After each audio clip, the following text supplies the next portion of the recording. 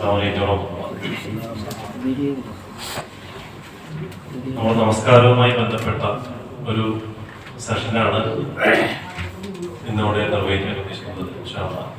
നമ്മുടെ ക്ഷണം സ്വീകരിച്ച് ഇവിടെ എത്തിയ എല്ലാവർക്കും ആദ്യമായി സ്വാഗതം ആശംസിക്കുകയാണ്. നമുക്കറിയാം, നമസ്കാരം പരിശുദ്ധ ഖുർആനിൽ 83ഓളം തവണ പരാമർശിക്കപ്പെട്ട നമ്മുടെ പരലോക വിജയത്തിന് കാരണമായ, നമ്മൾ പരലോകത്ത് ചെല്ലുമ്പോൾ ആദ്യമായി വിചാരണക്കെടുക്കുന്ന അമൽ, അങ്ങനെ വ്യത്യസ്ത രീതികളിൽ വിശേഷിപ്പിച്ചാൽ നമസ്കാരത്തിന്റെ മഹത്വം ഒരിക്കലും പൂർണ്ണമാവില്ല. പക്ഷെ നമ്മെ സംബന്ധിച്ചിടത്തോളം ചെറുപ്പകാലഘട്ടത്തിൽ മദ്രസയിലെല്ലാം പഠിച്ച് പിന്നീട് പലരും ചെയ്യുന്നതെല്ലാം കണ്ട് നമ്മൾ അനുവർത്തിച്ചു വന്നിരിക്കുന്ന കുറെ ശീലങ്ങളുണ്ട്. അതിൽ നിന്നെല്ലാം വ്യത്യസ്തമായി എന്താണ് പ്രവാചകൻ സ്വല്ലല്ലാഹു അലൈഹി വസല്ലമ നമസ്കാരവുമായി ബന്ധപ്പെട്ട് നമുക്ക് പഠിപ്പിച്ചു തന്നത്? നമസ്കാരത്തിന്റെ രൂപം എങ്ങനെയായിരുന്നു? നമ്മുടെ നാട്ടിൽ വ്യത്യസ്ത തരം മദ്ഹബുകളുണ്ട്. അവർ വ്യത്യസ്ത രീതിയിലുള്ള നമസ്കാര ശൈലി പിന്തുടരുന്നുണ്ട്. ഇവിടെ ഈ പ്രവാസ ലോകത്താണെങ്കിലും പല രാജ്യക്കാരും ഇവിടെ വന്നിട്ടുണ്ട്. നമ്മൾ നമസ്കരിക്കാൻ ചെല്ലുമ്പോൾ പല രീതിയിലുള്ള ആളുകളെയും കാണുന്നുണ്ട്. അപ്പൊ ഒരു സ്വാഭാവികമായിട്ടൊരു ഇഷ്കാര്യത, ഒരു സംശയം ഉണ്ടാവും, എന്താണ് അതിന്റെ യഥാർത്ഥ രൂപം എന്നുള്ളത്. ആ രൂപം ഒരു കാര്യം അത് മാറ്റി നിർത്തി കഴിഞ്ഞാല് നമസ്കാരം കൊണ്ടുണ്ടാവേണ്ട മഹത്വം അല്ലെങ്കിൽ അതിന്റെ ഗുണം, അതിന്റെ ലക്ഷ്യം നമുക്ക് നേടിയെടുക്കാൻ കഴിയുന്നുണ്ടോ? ഇതെല്ലാം ശരിയായ രീതിയിലുള്ള നമസ്കാരത്തെ കുറിച്ച്, നബിയുടെ നമസ്കാരത്തെ കുറിച്ച് പഠിക്കുമ്പോഴാണ് നമുക്ക് മനസ്സിലാവുക.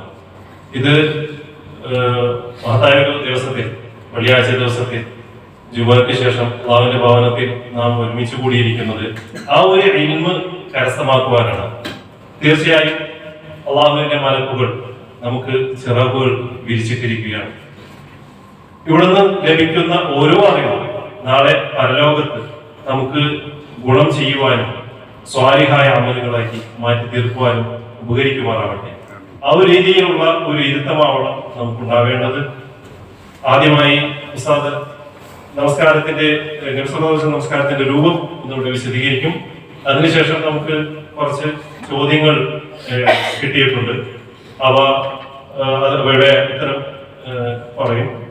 കൂടാതെ സദസ്സിൽ നിന്ന് ആർക്കെങ്കിലും സംശയങ്ങളുണ്ടെങ്കിൽ, വിഷയവുമായി ബന്ധപ്പെട്ട ചോദ്യങ്ങളുണ്ടെങ്കിൽ അത് ദൂരീകരിക്കാനുള്ള അവസരവുമുണ്ട്. ഇൻഷാ അല്ലാഹ് അതിനെ കുറിച്ച് വ്യക്തമായി അറിയുന്നതാണെങ്കിൽ ഇൻഷാ അല്ലാഹ് അത് പറഞ്ഞു തരും. അതല്ല എന്നുണ്ടെങ്കിൽ പരിശോധിച്ചിട്ട് പറയുന്നതായിരിക്കും. ഉസ്താദിനെ ക്ഷണിച്ചു.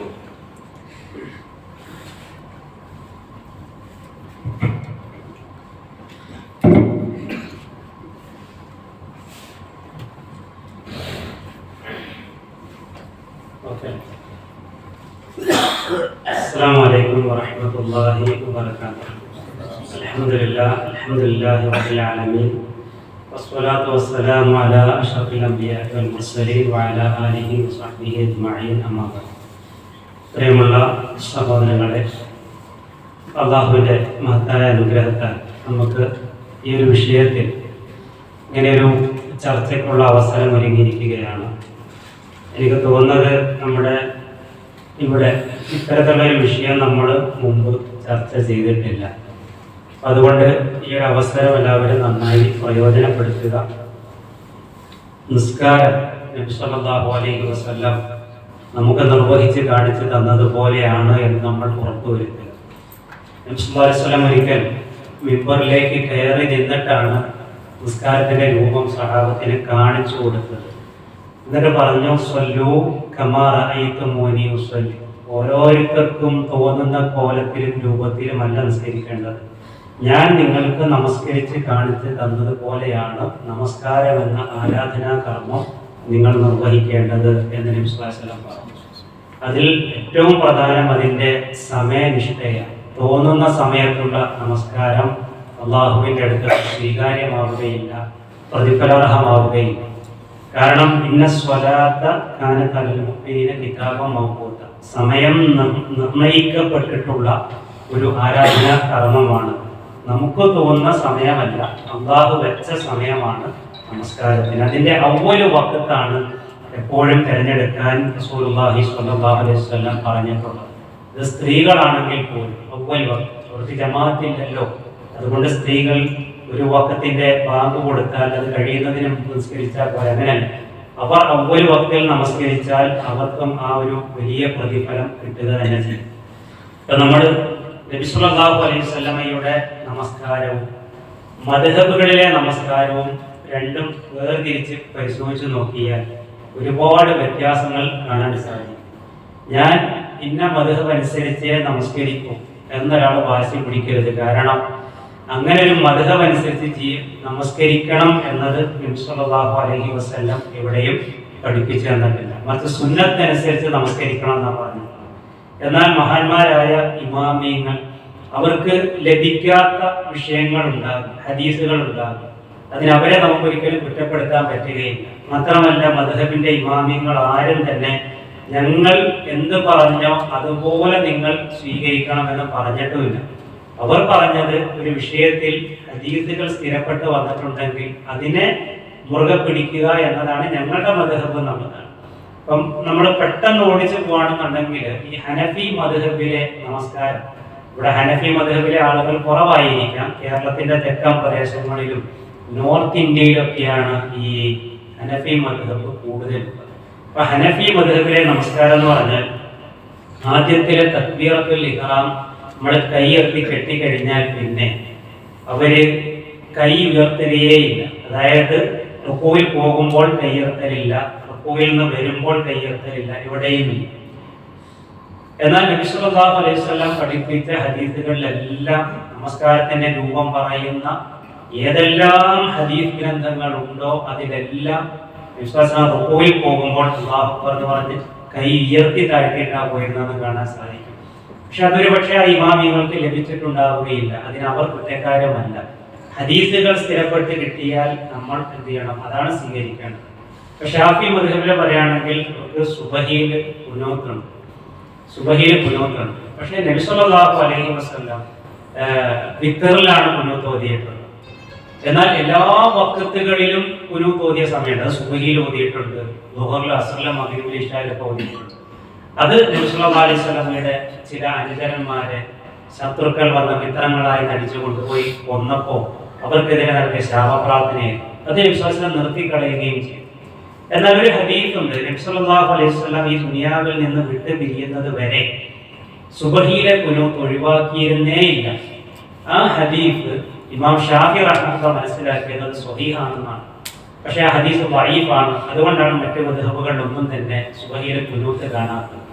അപ്പൊ ഹദീസ് ദഈഫാണെങ്കിൽ അതനുസരിച്ച് അമല് ചെയ്യാൻ പാടില്ല. ഇമാം ഷാഫി റഹ്മത്തുള്ളാഹി ആ വിഷയത്തിൽ കുറ്റക്കാരനുമല്ല. നമ്മുടെ ഇവിടെ തന്നെ ചില ആളുകൾ പള്ളിയിലെ സുബഹി ജമാഅത്ത് കഴിഞ്ഞ് സുബഹിക്ക് കുനൂത്തില്ലാത്തത് കൊണ്ട് തന്നെ ആ ജമാഅത്ത് നഷ്ടപ്പെടുത്തിയിട്ട് ഒറ്റയ്ക്ക് വന്ന് പള്ളിയിൽ നിസ്കരിക്കുന്ന ആളുകളൊക്കെ നമുക്ക് കാണാൻ പറ്റും. മാത്രമല്ല രണ്ടാമത്തെ റക്അത്തിൽ കുനൂത്ത് കിട്ടാൻ വേണ്ടി ഒരു റക്അത്ത് ബോധപൂർവം വൈകി വന്നിട്ട് രണ്ടാമത്തെ റക്അത്തിൽ പിന്തുടരുന്നവരെയൊക്കെ കാണാൻ സാധിക്കും. അപ്പൊ സുന്നത്തിലുള്ള നിസ്കാരം മനസ്സിലാക്കാത്ത പ്രശ്നമാണ് ഇതൊക്കെ. ഇനി നമ്മൾ നമസ്കാരത്തിലേക്ക് പ്രവേശിച്ചു കഴിഞ്ഞാൽ നമ്മൾ അല്ലാഹു അക്ബർ എന്ന് കൈ ഉയർത്തിയാണ് ഇത് ആരംഭിക്കുന്നത്, നമസ്കാരം ആരംഭിക്കുന്നത്. തക്ബീറത്തുൽ ഇഹ്റാം എന്നതിന്റെ പേര്. ഇഹ്റാം എന്ന് പറഞ്ഞാൽ ഹറാമാക്കിക്കൊണ്ടുള്ള തക്ബീർ എന്നാണ്. അതുവരെ നമുക്ക് പറ്റുന്ന എല്ലാ കാര്യങ്ങളും നിസ്കാരത്തോടു കൂടി ഹറാമാണ്. സംസാരിക്കാൻ പാടില്ല, അതേപോലെ തന്നെ കഴിക്കാൻ പാടില്ല, കുടിക്കാൻ പാടില്ല, നടക്കാൻ പാടില്ല, എല്ലാം ഹറാമാണ്. അതാണ് തക്ബീറത്തുൽ ഇഹ്റാം എന്ന് പറയുന്നത്. അപ്പൊ അത് നമ്മൾ കൈ കെട്ടുമ്പോൾ ഈ രൂപത്തിൽ നേർക്ക് നേരെ ഈ ചെവിക്കുറ്റി വരെയോ അല്ലെങ്കിൽ തോള് വരെയോ കൈയെത്തുക. ഇനി അത്രയും ഒരാൾ ഉയർത്തിയില്ല എന്നതുകൊണ്ടും വേണ്ട നമസ്കാരത്തെ അത് ബാധിക്കുന്നില്ല. പക്ഷെ സുന്നത്ത് അതാണ്. തക്ബീറത്തുൽ ഇഹ്റാം ചൊല്ലാതെ ഒരാൾ വന്ന് കൈകെട്ടിയാൽ ആ നിസ്കാരം ബാത്തിലാണ്. ആ നിസ്കാരം മടക്കി നിസ്കരിക്കണം. ഒരാൾക്ക് തോന്നുകയാണ് ഞാൻ തക്ബീറത്തുൽ ഇഹ്റാം ചൊല്ലാതെയാണ്, നിസ്കാരം കഴിഞ്ഞാൽ നമസ്കാരം മടക്കി നമസ്കരിക്കേണ്ടതുണ്ട്. കാരണം തക്ബീറത്തുൽ ഇഹ്റാം എന്നുള്ള നമസ്കാരത്തിന്റെ റുക്കിനാണ്. ഒരാൾ മറന്നു പോയത് കൊണ്ട് പൊറുക്കപ്പെടില്ല, റുക്കും പോയ നിസ്കാരം പോയി. അപ്പൊ തക്ബീറത്തുൽ ഇഹ്റാമിൽ നമ്മൾ ആരംഭിച്ചു കൈകെട്ടി. റസൂലുള്ളാഹി സ്വല്ലല്ലാഹു അലൈഹി വസല്ലമയുടെ കൈകെട്ടലുമായി ബന്ധപ്പെട്ട ഹദീസ് വന്നിരിക്കുന്നത് പൊക്കിളിന്റെ താഴെ എന്ന ഹദീസ് വന്നിട്ടുണ്ട്, വയറിന്മേൽ എന്ന് വന്നിട്ടുണ്ട്, നെഞ്ചിന്മേൽ എന്ന് വന്നിട്ടുണ്ട്. ആ ഹദീസുകളിൽ ഏറ്റവും പ്രബലമായത് നെഞ്ചിന്മേൽ നബി സല്ലല്ലാഹു അലൈഹി വസല്ലം നമസ്കാരത്തിൽ കൈവച്ചു എന്നുള്ളതാണ്. എന്നാണ് ഹദീസിൽ വന്നിരിക്കുന്നത്. ഷാഫി മദ്ഹബുകളിൽ പള്ളി ദർസിൽ പഠിപ്പിക്കുന്ന 10 കിതാബ്, മഹല്ലി അങ്ങനെയുള്ള ആ കിതാബുകളിൽ പോലും നെഞ്ചിന്മേൽ കൈവെക്കുന്ന പരാമർശം വന്നിട്ടുണ്ട്. പക്ഷെ അവർ കൈവെക്കുന്നത് വയറിന്മേലാണ്. അപ്പൊ കൈ നെഞ്ചിന്മേൽ വെക്കുക എന്നതാണ് സുന്നത്തിന്റെ ശരിയായ രീതി. ഷെയ്ഖ് നാസറുദ്ദീൻ അൽബാനി റഹ്മഹുല്ലാഹ് നെഞ്ചിന്മേൽ കൈവെക്കുന്ന ഹദീസ് സ്വഹീഹാണെന്ന് പ്രത്യേകം പറഞ്ഞിട്ടുണ്ട്. അതാണ് സുന്നത്തിനോട് ഏറ്റവും യോജിച്ച് നിൽക്കുന്നതും. എന്നാൽ ഒരാൾ വയറിന്മേൽ കൈവച്ചു അല്ലെങ്കിൽ അതിന്റെ താഴേക്ക് കൈവച്ച് നിസ്കരിച്ചു എന്നതുകൊണ്ടായിട്ട് നിസ്കാരത്തെ അത് ബാധിക്കുന്നില്ല, അതിന് പ്രശ്നം വരുന്നില്ല. പക്ഷെ നമ്മൾ പറയുന്നത് നബി സല്ലല്ലാഹു അലൈഹി വസല്ലം പഠിപ്പിച്ച പോലെ സ്വല്ലൂ കമാ റഅയ്തുമൂനി ഉസല്ലി, അതാണ് നമുക്ക് വേണ്ടത്. അള്ളാഹിന്റെ റസൂൽ നിസ്കരിച്ച പോലെ ഒരു നിസ്കാരം, അവിടെ അഭിപ്രായ വ്യത്യാസങ്ങൾ ഉണ്ടാകുമ്പോൾ സ്വഹീഹ് ഏത്, ഏറ്റവും സ്ഥിരപ്പെട്ട കൗൽ ഏത്, അതാണ് നമ്മൾ സ്വീകരിക്കേണ്ടത്. കൈ കെട്ടിക്കഴിഞ്ഞാൽ പ്രാരംഭ പ്രാർത്ഥനയാണ് നമ്മൾ ചൊല്ലേണ്ടത്. ആ പ്രാരംഭ പ്രാർത്ഥന പല രൂപത്തിൽ വന്നിട്ടുണ്ട്. ഏതാണ്ട് 6 or 7 പ്രാർത്ഥനകൾ പ്രാരംഭ പ്രാർത്ഥനയായി വന്നിട്ടുണ്ട്. നമ്മൾ പെരുന്നാളിനൊക്കെ നിസ്കരിക്കാൻ വന്നിരിക്കുന്ന സമയത്ത് അല്ലാഹു അക്ബർ കബീറ വൽഹംദുലില്ലാഹി കസീറ അല്ലേ, സുബ്ഹാനല്ലാഹി ബുക്റതൻ വഅസ്വീല എന്ന് നമ്മൾ ചൊല്ലാറില്ലേ. അതൊരു പ്രാരംഭ പ്രാർത്ഥനയായി നബി സല്ലല്ലാഹു അലൈഹി വസല്ലം പഠിപ്പിച്ചതാണ്. അതുപോലെ സുബ്ഹാനക്കല്ലാഹുമ്മ വബിഹംദിക വതബാരക സ്മുക വതആല ജദ്ദുക വലാ ഇലാഹ ഗൈറുക എന്ന പ്രാർത്ഥന അതിഗംഭീര പ്രാർത്ഥനയായിട്ട് നബി സല്ലല്ലാഹു അലൈഹി വസല്ലം പഠിപ്പിച്ചതാണ്. വജ്ഹത്ത് പോലെയുള്ളത് നബി സല്ലല്ലാഹു അലൈഹി വസല്ലം തഹജ്ജുദ് പോലുള്ള നിസ്കാരങ്ങളിൽ പ്രാരംഭ പ്രാർത്ഥനയായിട്ട് അധികം ചൊല്ലിയിരുന്നു എന്ന് കാണാം. അല്ലാഹുമ്മ ബാഇദ് ബൈനി വബൈന ഖത്വായായ എന്ന പ്രാർത്ഥന, ഇതൊക്കെ നബി സല്ലല്ലാഹു അലൈഹി വസല്ലം പഠിപ്പിച്ചെന്നുള്ള പ്രാരംഭ പ്രാർത്ഥനകളാണ്. ഇങ്ങനെ ഉണ്ട് 6 പ്രാർത്ഥനയുണ്ട്, ഒന്ന് മാത്രമല്ല. ഈ പ്രാർത്ഥനകളുടെ വൈവിധ്യം ഒരു സുന്നത്താണ്. ഒരു പ്രാർത്ഥന എപ്പോഴും ചൊല്ലലല്ല, അങ്ങനെയാണ് നബി ഒന്നേ പഠിപ്പിക്കുള്ളായിരുന്നു. നബി ഈ പല പ്രാർത്ഥന പഠിപ്പിച്ചു എന്ന് മാത്രമല്ല, പല നിസ്കാരങ്ങളിലും മാറി മാറി ചൊല്ലിയിരുന്നു എന്നുണ്ട്. അപ്പൊ നമ്മൾ എന്ത് ചെയ്യാം, പഠിച്ചത് തന്നെ അല്ല, ഒന്ന് പുതുതായിട്ട് പഠിച്ചിട്ട് നമ്മൾ നിസ്കരിക്കാം. പ്രാരംഭ പ്രാർത്ഥന കഴിഞ്ഞാൽ പിന്നെ ഫാത്തിഹയാണ് ഓതേണ്ടത്. ആ ഫാത്തിഹ ഹനഫി മദ്ഹബ് പ്രകാരം ഓതേണ്ടതില്ല എന്നതാണ് ഹനഫി മദ്ഹബിന്റെ നിലപാട്. പക്ഷെ നബി സല്ലല്ലാഹു അലൈഹി വസല്ലം ഒരിക്കൽ സ്വഹാബത്തിന്റെ കൂടെ നിസ്കരിക്കുന്ന സമയത്ത് നബി സല്ലല്ലാഹു അലൈഹി വസല്ലം നിസ്കരിക്കുമ്പോൾ പിന്നിൽ നിന്ന് സ്വഹാബികൾ അല്പം ഉച്ചത്തിൽ ഓതി നിസ്കരിച്ചു. അപ്പോ നബി സല്ലല്ലാഹു അലൈഹി വസല്ലം നമസ്കാരം കഴിഞ്ഞ് ചോദിച്ചു, നിങ്ങൾ എന്റെ കൂടെ ഓതുന്നുണ്ട് അല്ലേ? അപ്പൊ അവര് പറഞ്ഞു, അതേ നബിയെ. ഇപ്പൊ നബി സല്ലല്ലാഹു അലൈഹി വസല്ലം പറഞ്ഞു, ഇല്ല ഫാത്തിഹത്തുൽ കിതാബ്, ഫാത്തിഹ ഒഴികെ, ഫാത്തിഹ ഒഴികെ എന്ന് പറഞ്ഞാൽ സൂറത്ത് നിങ്ങൾ ഓതേണ്ടതില്ല. ഫാത്തിഹ എന്ത് ചെയ്യാം, ഇമാമിന്റെ കൊടുക്കും. അതെങ്ങനെ ഓതാം? ഒന്നുകിൽ ഇമാം ഓതി നിർത്തുമ്പോൾ അതിന്റെ തൊട്ട് പുറകെ ഓതാം, അതല്ലെങ്കിൽ ഇമാം ഫാത്തിഹ ഓതി കംപ്ലീറ്റ് ചെയ്തതിന് ശേഷം നമ്മൾ എന്ത് ചെയ്യാം, ഫാത്തിഹ ഓതാം. അത് 2 സാഹചര്യമുണ്ട്. ഒന്ന്, ചില ഇമാമിങ്ങൾ ഫാത്തിഹ വേഗത്തിൽ ഓതി കഴിയും, അപ്പൊ കൂടെ ഓതാൻ പോലെ നമുക്ക് കിട്ടൂല. അപ്പൊ അങ്ങനെ ആകുമ്പോൾ ശേഷം ഓതേണ്ടി വരും. ചില ഇമാമിങ്ങൾ ഓതിയാൽ അതിന് നമുക്ക് പുറകെ ഓതാനുള്ള ഒരു നേരം കിട്ടും. അപ്പൊ നമുക്ക് അതിന്റെ കൂടെ ഓരോ ആയത്തിന് ശേഷമായിട്ട് നമുക്ക് അങ്ങനെ ഓതുകയും ചെയ്യും. അങ്ങനെ നമ്മൾ ഫാത്തിഹ ഓതിയത് റുക്കനാണ്. ഫാത്തിഹ നഷ്ടപ്പെടാൻ പാടില്ല. ഒരാള് ജമാഅത്ത് നടക്കുന്ന സമയത്ത് കയറി വരുന്നു, അപ്പൊ അവിടെ പ്രാരംഭ പ്രാർത്ഥന ചൊല്ലിയിട്ടല്ല ഫാത്തിഹ, അവിടെ നേരെ നമ്മൾ ഫാത്തിഹയിലേക്കാണ് പോകേണ്ടത്, ഫാത്തിഹയിലേക്കാണ് പോകേണ്ടത്. കാരണം അവിടെ ഇമാം സൂറത്ത് ഓതിക്കൊണ്ടിരിക്കുകയായിരിക്കും. അപ്പൊ നമുക്ക് ആ സൂറത്തിലേക്കുള്ള ശ്രദ്ധ പോകണം ഫാത്തിഹ ഓതിയതിനു ശേഷം. അത് കഴിഞ്ഞാൽ നമുക്ക് അറിയുന്ന ഒരു സൂറത്ത് ഓതുക. അത് എപ്പോഴും നമ്മൾ ഇന്നത്തിനൊക്കെ ഗുരുവല്ലാഹുവാദം പിടിക്കാതെ മാറി മാറി സൂറത്തുകൾ ഇങ്ങനെ ഓതുക. അതായത് ഈ ഡെയിലി നിസ്കരിക്കുന്ന ആയതുകൊണ്ട് എങ്ങനെ ഫാത്തിഹ ഓതിയാലും നേരെ കയറിയ സ്ഥിരം ഓതുന്ന സൂറത്തായിരിക്കും. അപ്പൊ അതിലൊരു ബോധപൂർവമായിട്ടുള്ള ഒരു ശ്രദ്ധ നമുക്ക് വേണം. സ്വിച്ച് ഇട്ടാൽ ഓണായി, സ്വിച്ച് ഓഫ് ആക്കുമ്പോൾ ഓഫ് ആകുന്ന പോലെയാണ് ഭൂരിഭാഗം ആളുകളുടെ നിസ്കാരം എന്ന് പറയുന്നത്. അപ്പൊ അത് നമ്മളൊന്ന് ശ്രദ്ധിക്കണം. ആ നിസ്കരിക്കാൻ നമ്മൾ തുടങ്ങി കൈ കെട്ടിക്കഴിഞ്ഞാൽ ആ കൈ കെട്ടിയത് മുതൽ സലാം വീട്ടുന്നത് വരെ നമ്മുടെ നോട്ടം കൊണ്ടായിരിക്കണം, സുജൂദിലേക്ക് ആയിരിക്കണം. അത് പ്രത്യേകം ശ്രദ്ധിക്കേണ്ട വിഷയമാണ്. സുജൂദിന്റെ സ്ഥാനത്തേക്കായിരിക്കണം. കണ്ണ് തെറ്റുമ്പോൾ മനസ്സ് തെറ്റിക്കാൻ പിശാചിന് എളുപ്പമാണെന്ന് ഹിൻസബ് എന്ന് പേരുള്ള ഒരു പിശാച് നിസ്കാരം ബാത്തിലാക്കാനായി മാത്രം ശൈത്താൻ നിയോഗിച്ചിട്ടുണ്ട് എന്നും ഹദീസിൽ വന്നിട്ടുണ്ട്. അപ്പൊ അത് ശ്രദ്ധിക്കേണ്ട വിഷയമാണ്. ആ നോട്ടം, അത്തഹിയാത്ത് തശഹുദിൽ ഇരിക്കുമ്പോൾ മാത്രമാണ് ചൂണ്ടിയ വിരലിലേക്ക് നോക്കാൻ വിശ്വാസം പറഞ്ഞിട്ടുള്ളത്. ഫാത്തിഹ ഓതി സൂറത്ത് ഓതി കഴിഞ്ഞാൽ പിന്നെ അല്ലാഹു അക്ബർ എന്ന് പറഞ്ഞുകൊണ്ട് നമ്മൾ റുക്കൂയിലേക്ക് പോകും. ആ അല്ലാഹു അക്ബർ എന്ന തക്ബീർ വാജിബാണ്. ആ തക്ബീർ വാജിബാണ്. ആദ്യം നമ്മൾ കൈകിട്ടുന്ന തക്ബീർ റുക്കനാണ്. അപ്പൊ ഒരാള് റുക്കൂയിലേക്ക് പോകുന്ന സമയത്ത് അല്ലാഹു അക്ബർ എന്ന് പറഞ്ഞ് റുക്കൂയിലേക്ക് പോകും. ആ പോകുന്ന സമയത്ത് എന്തോ തക്ബീർ ചൊല്ലാൻ മറന്നുപോയി എന്ന് വെക്കാം. എന്ത് ചെയ്താൽ മതി? സഹവിന്റെ സുജൂദ് ചെയ്താൽ മതി. എന്നാൽ ഒരാൾ ബോധപൂർവം ആ തക്ബീർ ചൊല്ലാതെ റുക്കൂയിലേക്ക് പോയാൽ രണ്ട് നിസ്കാരം ബാത്തിലാണ്, മടക്കി നിസ്കരിക്കണം. അപ്പൊ വാജിബാത്തുകളായ കാര്യങ്ങൾ എന്താണെന്ന് പഠിച്ചു വെക്കണം. റുക്കൻ എന്താണെന്ന് പഠിച്ചു വെക്കണം. അത് പഠിച്ചു വെച്ചില്ല എന്ത് പറ്റും? നമ്മുടെ നിസ്കാരം ചിലപ്പോൾ നഷ്ടപ്പെട്ടു പോകും. അപ്പൊ വാജിബാത്തുകൾ ബോധപൂർവം ഒഴിവാക്കിയാൽ നിസ്കാരം പോകും. അല്ലെങ്കിലോ സഹവിന്റെ സുജൂദ് മതിയാവും. അപ്പൊ നമ്മൾ റുക്കൂയിലേക്ക് പോയി കഴിഞ്ഞാൽ റുക്കൂയിൽ നിൽക്കേണ്ട രൂപം വിശ്വാസം പഠിപ്പിച്ചു തന്നിട്ടുണ്ട്. ഒരു വടി അല്ലെങ്കിൽ വെള്ളം പുറത്ത് വെച്ചാൽ ഒഴുകി പോകാത്ത രൂപത്തിൽ സ്റ്റേഡിയായിട്ട് നിൽക്കുക. പലരെയും കാണാം റുക്കൂ ഉഷാറാക്കാൻ വേണ്ടിയിട്ട് ചില തല കുത്തിയോണ്ട് നിൽക്കും. മനസ്സിലായില്ലേ? അത് സുന്നത്തിനെതിരാണ്.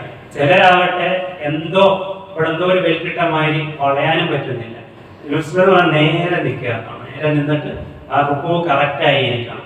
അങ്ങനെയൊക്കെ ചെയ്താലാണ് നമുക്ക് ശരീരത്തിന് കിട്ടേണ്ട ഗുണം കിട്ടുക, മാത്രമല്ല നമ്മുടെ ആത്മാവിന് കിട്ടേണ്ട ഗുണം കിട്ടുക. ആ റുക്കൂവിൽ നിന്നുകൊണ്ടാണ് നമ്മൾ സുബ്ഹാന റബ്ബിയൽ അദീം, സുബ്ഹാന റബ്ബിയൽ അദീം എന്ന 3 തവണ ചൊല്ലേണ്ടത്. അതല്ലെങ്കിൽ സുബ്ഹാനക അല്ലാഹുമ്മ റബ്ബനാ വബിഹംദിക അല്ലാഹുമ്മ ഗ്ഫിർലി പോലെയുള്ള ഇത് ചൊല്ലാം.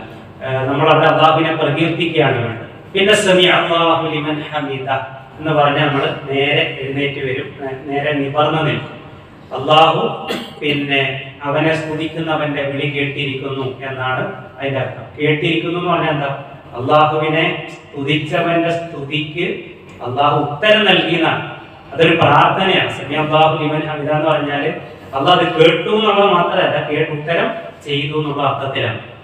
അപ്പൊ നേരെ നമ്മൾ സമിഅ അല്ലാഹു ലിമൻ ഹമിദ എന്ന് പറഞ്ഞു വരുന്നു, നേരെ നിൽക്കുന്നു. ഈ സമയം ജമാഅത്തിലാണെങ്കിൽ അത് ഇമാമ് പറഞ്ഞാൽ മതിയാകും, നമ്മൾ പറയേണ്ടതില്ല. നമുക്കും പറയാം, മൂമികൾക്കും പറയാം.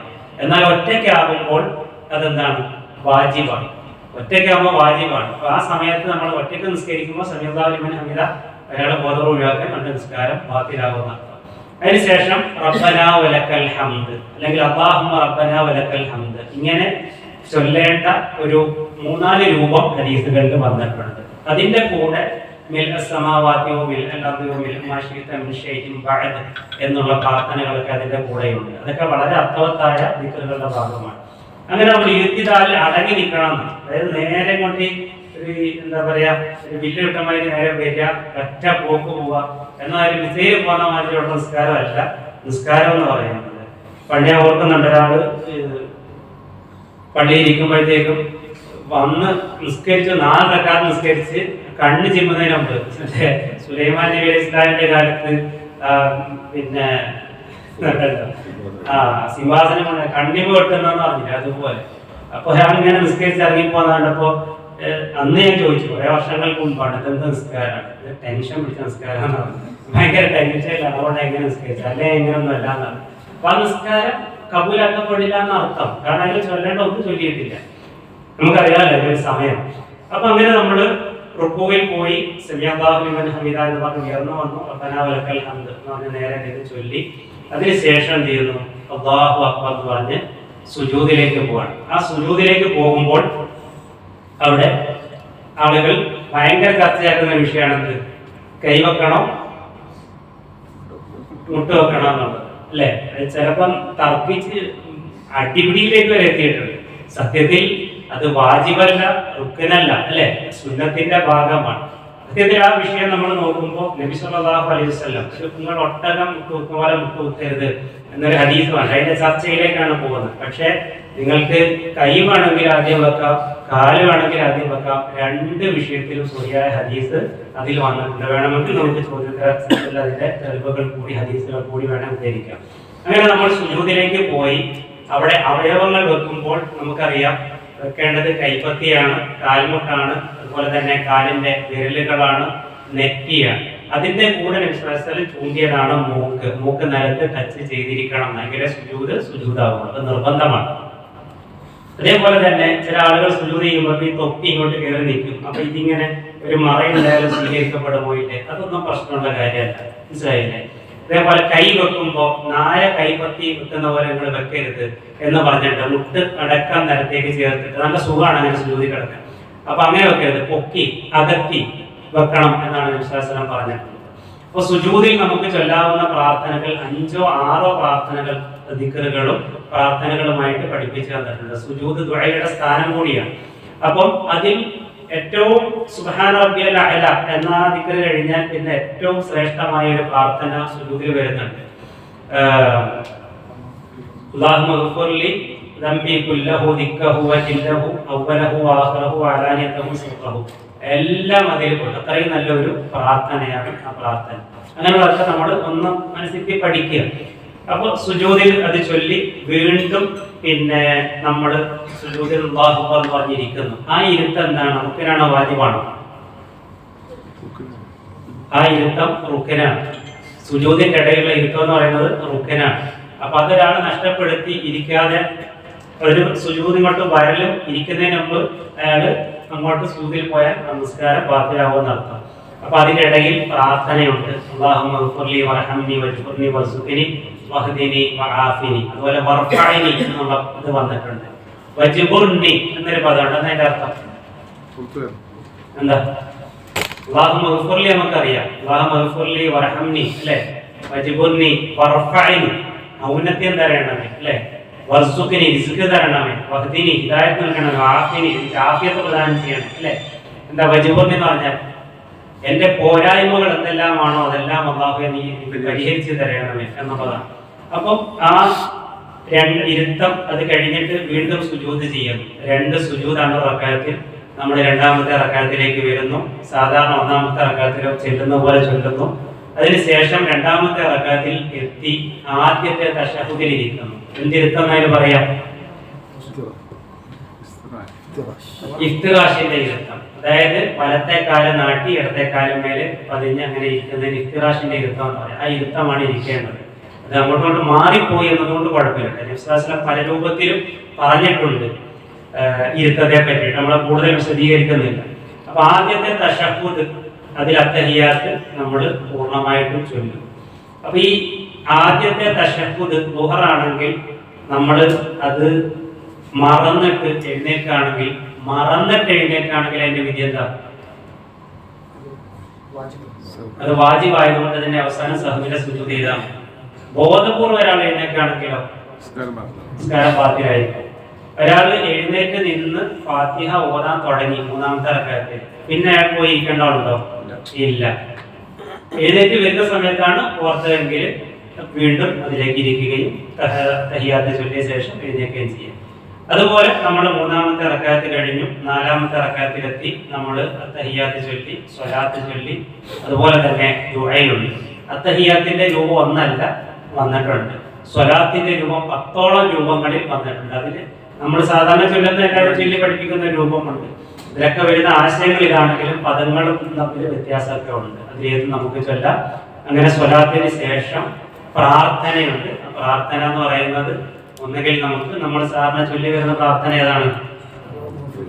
അല്ലാഹുമ്മ ഗ്ഫിർലി ദംബി അല്ലേ? കുല്ലഹു അല്ലാഹുമ്മ ഗ്ഫിർലി മാ ഖദ്ദംതു വമാ അഖർതു എന്ന് തുടങ്ങുന്ന ഒരു പ്രാർത്ഥന.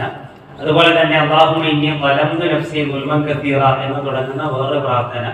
ആ പ്രാർത്ഥന അബൂബക്കർ സിദ്ദീഖ് റളിയല്ലാഹു അൻഹുവിനാണ് നബി സ്വല്ലല്ലാഹു അലൈഹി വസല്ലം പഠിപ്പിച്ചു കൊടുത്തത്. അപ്പം പഠിപ്പിക്കാനൊരു കാരണമുണ്ട്. എനിക്ക് നിസ്കാരത്തിൽ ചൊല്ലാൻ പറ്റുന്ന നല്ലൊരു പ്രാർത്ഥന എനിക്ക് പഠിപ്പിച്ചത് നബി എന്ന് പറഞ്ഞപ്പോ നബി സ്വല്ലല്ലാഹു അലൈഹി വസല്ലം പഠിപ്പിച്ചു കൊടുത്ത ഒരു പ്രാർത്ഥനയാണ് ആ പ്രാർത്ഥന എന്ന് പറയുന്നത്. അപ്പൊ അത് വളരെ പ്രധാനപ്പെട്ട ഒരു പ്രാർത്ഥനയാണ്. അതേപോലെ ഒരു സഹാബി പള്ളിയിൽ നിസ്കരിക്കുകയാണ്. നബി പഠിപ്പിച്ചു കൊടുത്തതല്ല, പക്ഷെ ആ സഹാബി തശഹുദിൽ എന്ത് ചെയ്തു? ചൊല്ലുന്നത് നബി സ്വല്ലല്ലാഹു അലൈഹി വസല്ലം കേട്ടു. എന്താ ചൊല്ലിയത്? അല്ലാഹുമ്മ ഇന്നി അസ്അലുക യാ അല്ലാഹ് അൻതൽ വാഹിദുൽ അഹദുസ് സമദ് الذي لم يلد ولم يولد ولم يكن له كفوا احد ان تغفر لي ذنوبي انك انت الغفور الرحيم. ഈ പ്രാർത്ഥന കേട്ടപ്പോൾ വിശ്വാസം പറഞ്ഞു, അയാളത് ചൊല്ലിയതോടുകൂടിയാണ് പാപം പൊറുക്കപ്പെട്ട് കഴിഞ്ഞു എന്നാണ് സ്പോട്ടിൽ. അത്രയും മഹത്തരമായ പ്രാർത്ഥനയാണെന്നാണ് പറഞ്ഞത്. ഇതൊക്കെ പഠിക്കണം. അപ്പോ ഈ പ്രാർത്ഥന ശ്രേഷ്ഠമാകാൻ കാരണം എന്താ? മുഴുവൻ അള്ളാഹുവിന്റെ നാമങ്ങളും വിശേഷണങ്ങളാണ് അതിൽ പറയുന്നത്. അതാണ് അതിന്റെ പതിലെന്ന് പറയുന്നത്. അപ്പൊ ഇങ്ങനെയുള്ള പ്രാർത്ഥനകളുണ്ട്. അതിനുശേഷം നമ്മൾ സലാം വീട്ടുന്നു. അസ്സലാമു അലൈക്കും വറഹ്മത്തുള്ളാഹി എന്ന് പറഞ്ഞ് സലാം വീട്ടുന്നു. ആ സലാം വീട്ടുക എന്നുള്ളത് റുക്കനാണ്. സലാം വീട്ടി കഴിയുന്നതോടുകൂടി നമ്മുടെ നമസ്കാരം പൂർണ്ണമാവുകയാണ് ചെയ്യുന്നത്. ഈ നമസ്കാരം തുടങ്ങിയത് തീരുന്നവരെ റുക്കനായി പറഞ്ഞതാണ് തുമുഅ്നിനത്ത് അടങ്ങി ഒതുങ്ങിയായിരിക്കണം നിസ്കരിക്കേണ്ടത്. അതുകൊണ്ടാണ് ഒരു ആള് നിസ്കരിച്ചിട്ട് വന്നപ്പോ 3 തവണ നബി മടക്കി അയച്ചത്. എന്ത് പറഞ്ഞിട്ടാണ് മടക്കി അയച്ചത്? നിസ്കാരത്തിന് സ്പീഡ് കൂടുതലാണ്, കുറയ്ക്കണം, അതല്ലെങ്കിൽ ശരിയായിട്ടില്ല ഒന്നും പറഞ്ഞില്ല. ഇന്നൊക്കെല്ലാം തുസല്ലി എന്ന് പറഞ്ഞു. അതിവേഗതയിൽ നിസ്കരിച്ച് പള്ളിയുടെ പുറത്തേക്ക് ഇറങ്ങാൻ പോയ മനുഷ്യനോട് പറഞ്ഞത്, അദ്ദേഹം സലാം പറഞ്ഞു, നബിയുടെ വന്ന് സലാം പറഞ്ഞു. അപ്പൊ എനിക്ക് പറഞ്ഞു ഇന്നൊക്കെല്ലാം തുസല്ലി, നീ നിസ്കരിച്ചിട്ടില്ല, നീ നിസ്കരിച്ചിട്ടില്ല എന്നാണ്. അപ്പൊ അത് വെച്ച് നോക്കുമ്പോൾ നമ്മളൊന്ന് ആലോചിക്കണം. അപ്പം വളരെ അടുത്തത്തോടെയും ഒടുക്കത്തോടെയുമാണ് ഈ കർമ്മം നിർവഹിക്കേണ്ടത്. ശരിക്ക് കൊലപാതകത്തെ ചുമത്തി വധശിക്ഷയ്ക്ക് വിധിച്ചിട്ട് തൂക്കയറിലേക്ക് കൊണ്ടുപോകാൻ നിർത്തുന്ന ഒരു മനുഷ്യൻ നിസ്കരിക്കാൻ നിൽക്കുമ്പോൾ നിസ്കരിക്കുന്ന പോലെ ആയിരിക്കണം ഓരോ വക്കത്തും നിസ്കരിക്കേണ്ടതെന്നാണ് നബി സ്വല്ലല്ലാഹു അലൈഹി വസല്ലം പറഞ്ഞത്. അങ്ങനെ അത്രയും ഖുശൂഅോടുകൂടി നിർവഹിക്കേണ്ട ഒരു നിസ്കാരമാണത്. അതുകൊണ്ടാണ് വിശ്വാസം പറഞ്ഞത്, എൻ്റെ ജീവിതത്തിൽ എന്ത് ടെൻഷൻ ഉണ്ടെങ്കിലും എന്ത് പ്രശ്നം ഉണ്ടെങ്കിലും അങ്ങോട്ട് കൈയിട്ട് 2 റക്അത്ത് നിസ്കരിച്ചാൽ അതോടുകൂടി എൻ്റെ വിഷയം ക്ലിയർ ആയി. അങ്ങനെയുള്ള നിസ്കാരമാണ് ശരിക്ക് വേണ്ടത്. അതാണ് അല്ലാഹു സുബ്ഹാനഹു വ തആല കബൂൽ ചെയ്യുക. എത്രയോ പേര് പള്ളിയിൽ നിസ്കരിച്ച് ഇറങ്ങിപ്പോകുന്നു, ഒരു കൂലി പോലും കിട്ടാത്ത ആളുകൾ ആ കൂട്ടത്തിൽ ഉണ്ടാകുമെന്ന് വിശ്വാസം പറഞ്ഞിട്ടുണ്ട്. അങ്ങനെയാണ് അവരുടെ നിസ്കാരം. അപ്പൊ അതൊക്കെ നമ്മൾ ശ്രദ്ധിക്കേണ്ടതാണ്. സുന്നത്തനുസരിച്ച് ആ ഒരു മഹത്തായ കർമ്മം നമ്മൾ നിർവഹിക്കാൻ തയ്യാറാവുക. ഇനി ഇൻഷാ അല്ലാഹ് നമുക്ക് ഇതുമായി ബന്ധപ്പെട്ട് ഉള്ള സംശയങ്ങൾ ചോദിക്കാം. ഇവിടെ ചിലത് എഴുതി കിട്ടിയിട്ടുണ്ട്. അത് നമുക്ക് ആദ്യം പറഞ്ഞതിന് ശേഷം നമുക്ക് നിങ്ങൾക്കും കൂടെ അവസരം തരാം. നമുക്ക് അറിയുന്ന കാര്യങ്ങൾ ക്ലിയർ ആയിട്ട് വരാം, അല്ലാത്തവ പിന്നീട് നമുക്ക് വിശദീകരിക്കുകയും ചെയ്യാം. വല്ലാഹു തആല അഅലം. വസല്ലല്ലാഹു അലാ നബിയിന മുഹമ്മദ് വഅലാ ആലിഹി വസഹ്ബിഹി വസല്ലം.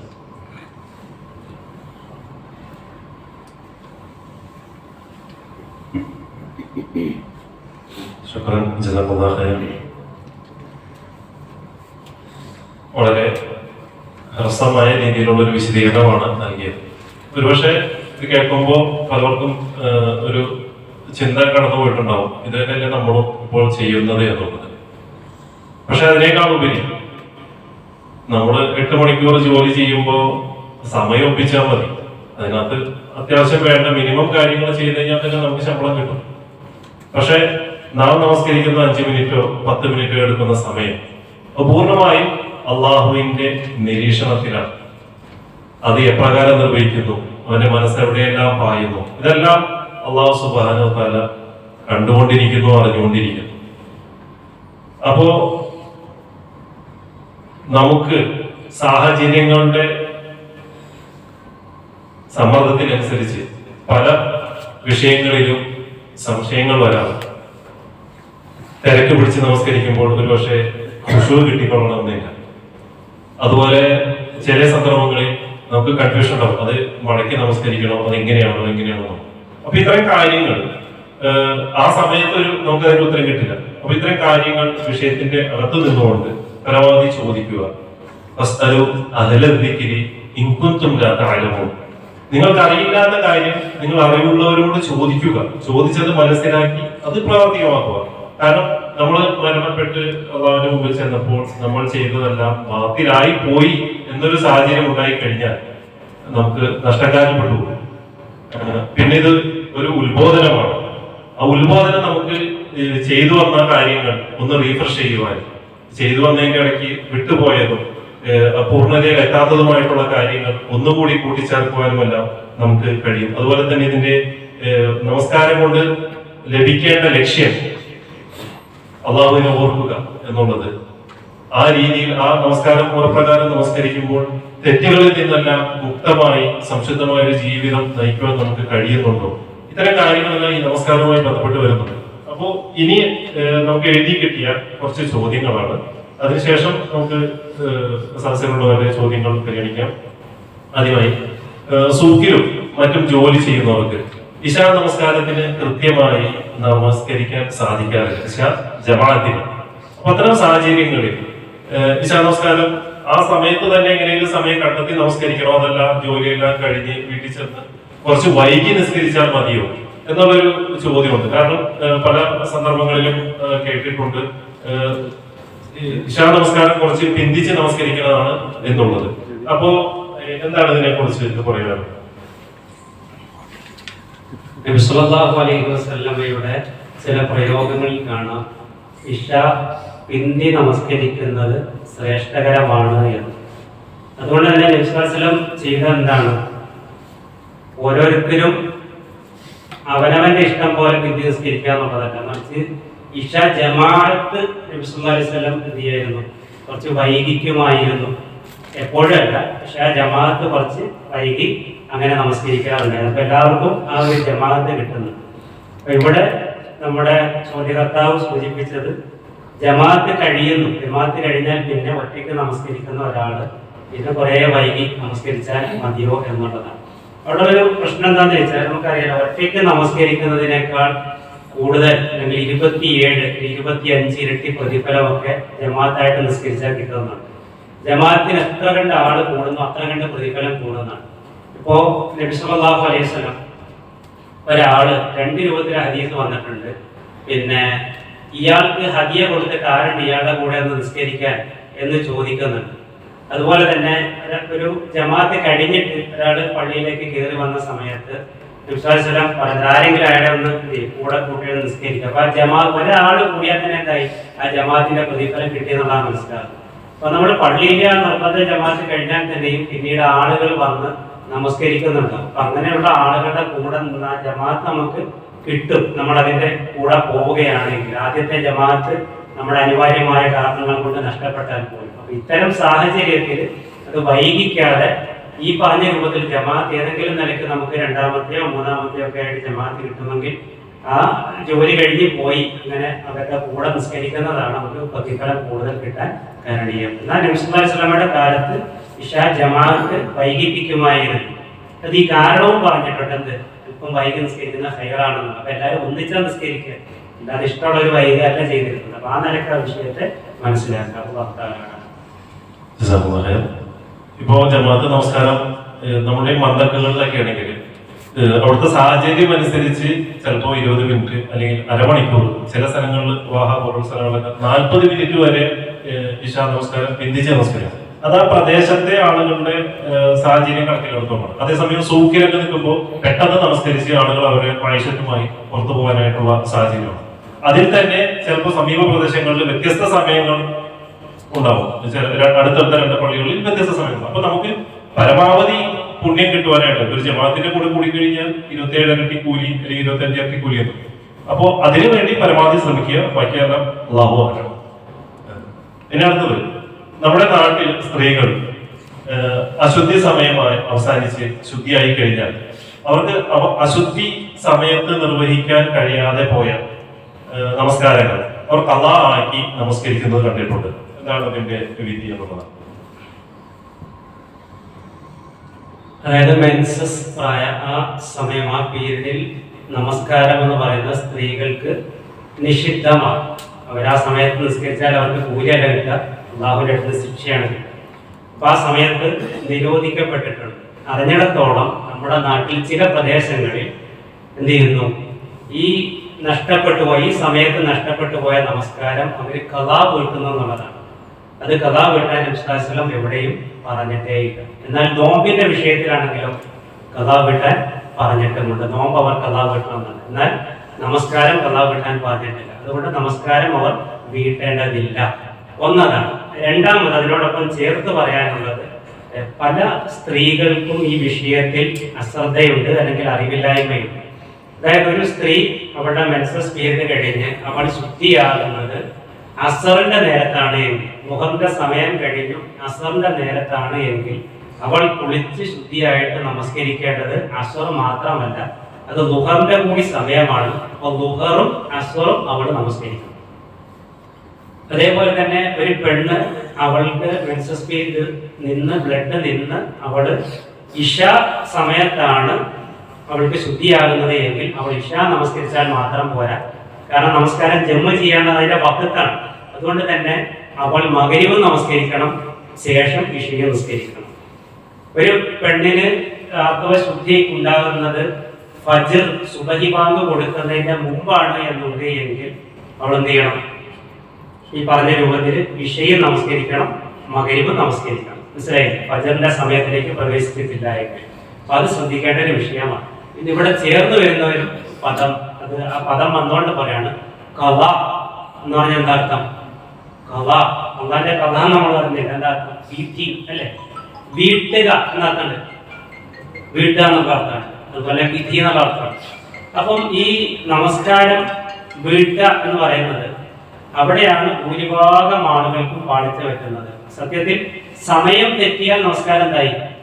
ഖളായി, അല്ലെങ്കിൽ അദാ എന്നാണ്. അതിന്റെ ആ സമയത്ത് നിർവഹിക്കുക, അല്ലെങ്കിൽ ഖളായി.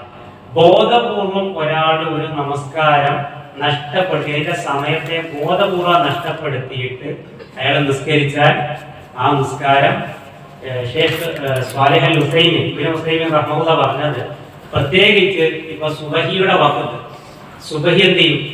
സുബഹിയുടെ സമയം തുലൂഉൽ ഫജ്ർ മുതൽ തുലൂഉ ശംസ് വരെ, അതായത് പ്രഭാതോദയം മുതൽ സൂര്യോദയം വരെയാണ്.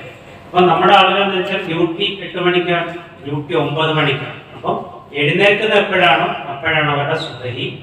ഷേഖ് സ്വാലിഹ് അൽ ഹുസൈമി റഹ്മത്തുള്ളാഹി പറഞ്ഞത് 1000 തവണ അവൻ ആ സുബഹി നിസ്കരിച്ചാലും അത് സ്വീകരിക്കപ്പെടില്ല. 1000 തവണ, ഒന്നല്ല രണ്ടല്ല, 1000 തവണ നിസ്കരിച്ചാലും അത് സ്വീകരിക്കപ്പെടില്ല. കാരണം ബോധപൂർവം ആ നമസ്കാര സമയം ഇന്നതാണെന്ന് അറിഞ്ഞിട്ട് പോലും കിടന്നുറങ്ങുകയും എഴുന്നേറ്റ് നിസ്കരിക്കുകയും ചെയ്യുന്നു. ആ കഥ ഒരിക്കലും സ്വീകരിക്കപ്പെടുകയില്ല. അപ്പൊ നിസ്കാരം ഉപേക്ഷിച്ചതിന്റെ വിധിയാണ് അതിനുണ്ടാവുക. എന്നാൽ ഒരാൾ ഉറങ്ങിപ്പോയി, അയാൾ എഴുന്നേൽക്കണമെന്ന് വിചാരിച്ച് തന്നെ കിടന്നാണ് ഉറങ്ങിപ്പോയി, അയാള് എഴുന്നേറ്റത് 8 മണിക്കോ 9 മണിക്കാണ് എങ്കിൽ അയാളുടെ വക്കത്താണ്, അയാൾക്ക് എന്ത് ചെയ്യാം? ആ സമയത്ത് നിസ്കരിക്കാം. ഉറങ്ങിപ്പോയവന്റെ നമസ്കാരം മറന്നുപോയി എന്ന് വെക്കുക, അയാൾക്ക് ഓർമ്മ വന്നോണ്ടേ നിസ്കരിക്കാം, അതിനൊന്നും കുഴപ്പമില്ല. പക്ഷേ ഈ കഥ അള്ളാഹു ഒരിക്കലും എന്ത് ചെയ്യില്ല?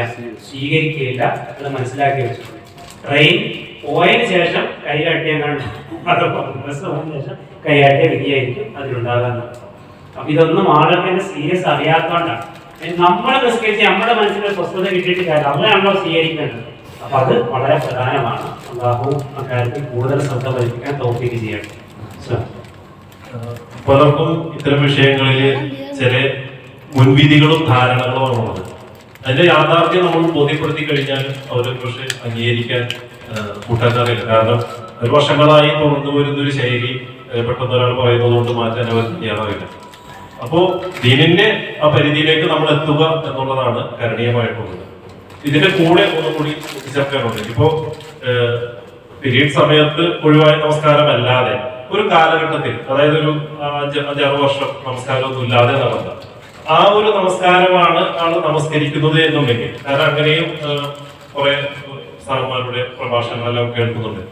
അത്തരം കാലഘട്ടങ്ങളിൽ നമസ്കാരം നിർവഹിക്കപ്പെടാൻ പോയത്, നിങ്ങൾ ഓരോ വക്കത്ത് നമസ്കരിക്കുമ്പോഴും അതിന്റെ കൂടെ ഓരോന്നും കൂടി നമസ്കരിച്ചാൽ അത് കബൂലായി കിട്ടും എന്നുള്ള രീതിയിലും പിന്നെ ഇതുപോലെ കാണാറുണ്ട്, സ്ത്രീകൾ വിശദീകരിക്കാറുണ്ട്. അതിനെ കുറിച്ച് അസ്സലാമു അലൈക്കും വറഹ്മത്തുള്ളാഹി വബറകാതുഹു. അതായത് ഇവിടെ ഇരിക്കുന്ന നമ്മൾ നോക്കിയാൽ നമുക്ക് പ്രായപൂർത്തിയെത്തിയതിനു ശേഷം നമ്മൾ നമസ്കാരം ഒഴിവാക്കിയിട്ടുള്ള ഒരു കാലം നമുക്കൊക്കെ ഇല്ലാത്ത ആരെങ്കിലും ഉണ്ടോ? അതായത് നമുക്ക് പ്രായപൂർത്തി എത്തിക്കഴിഞ്ഞാൽ നിസ്കാരം നിർബന്ധമാണ് അല്ലെ? പക്ഷെ നമ്മുടെ അശ്രദ്ധ കൊണ്ടോ അലസത കൊണ്ടോ അല്ലെ, ആ ഒരു ബോധമില്ലായ്മ കൊണ്ടോ ഒക്കെ ഒരുപാട് നമസ്കാരങ്ങൾ നമുക്ക് നഷ്ടപ്പെട്ടു പോയിട്ടുണ്ടാകും.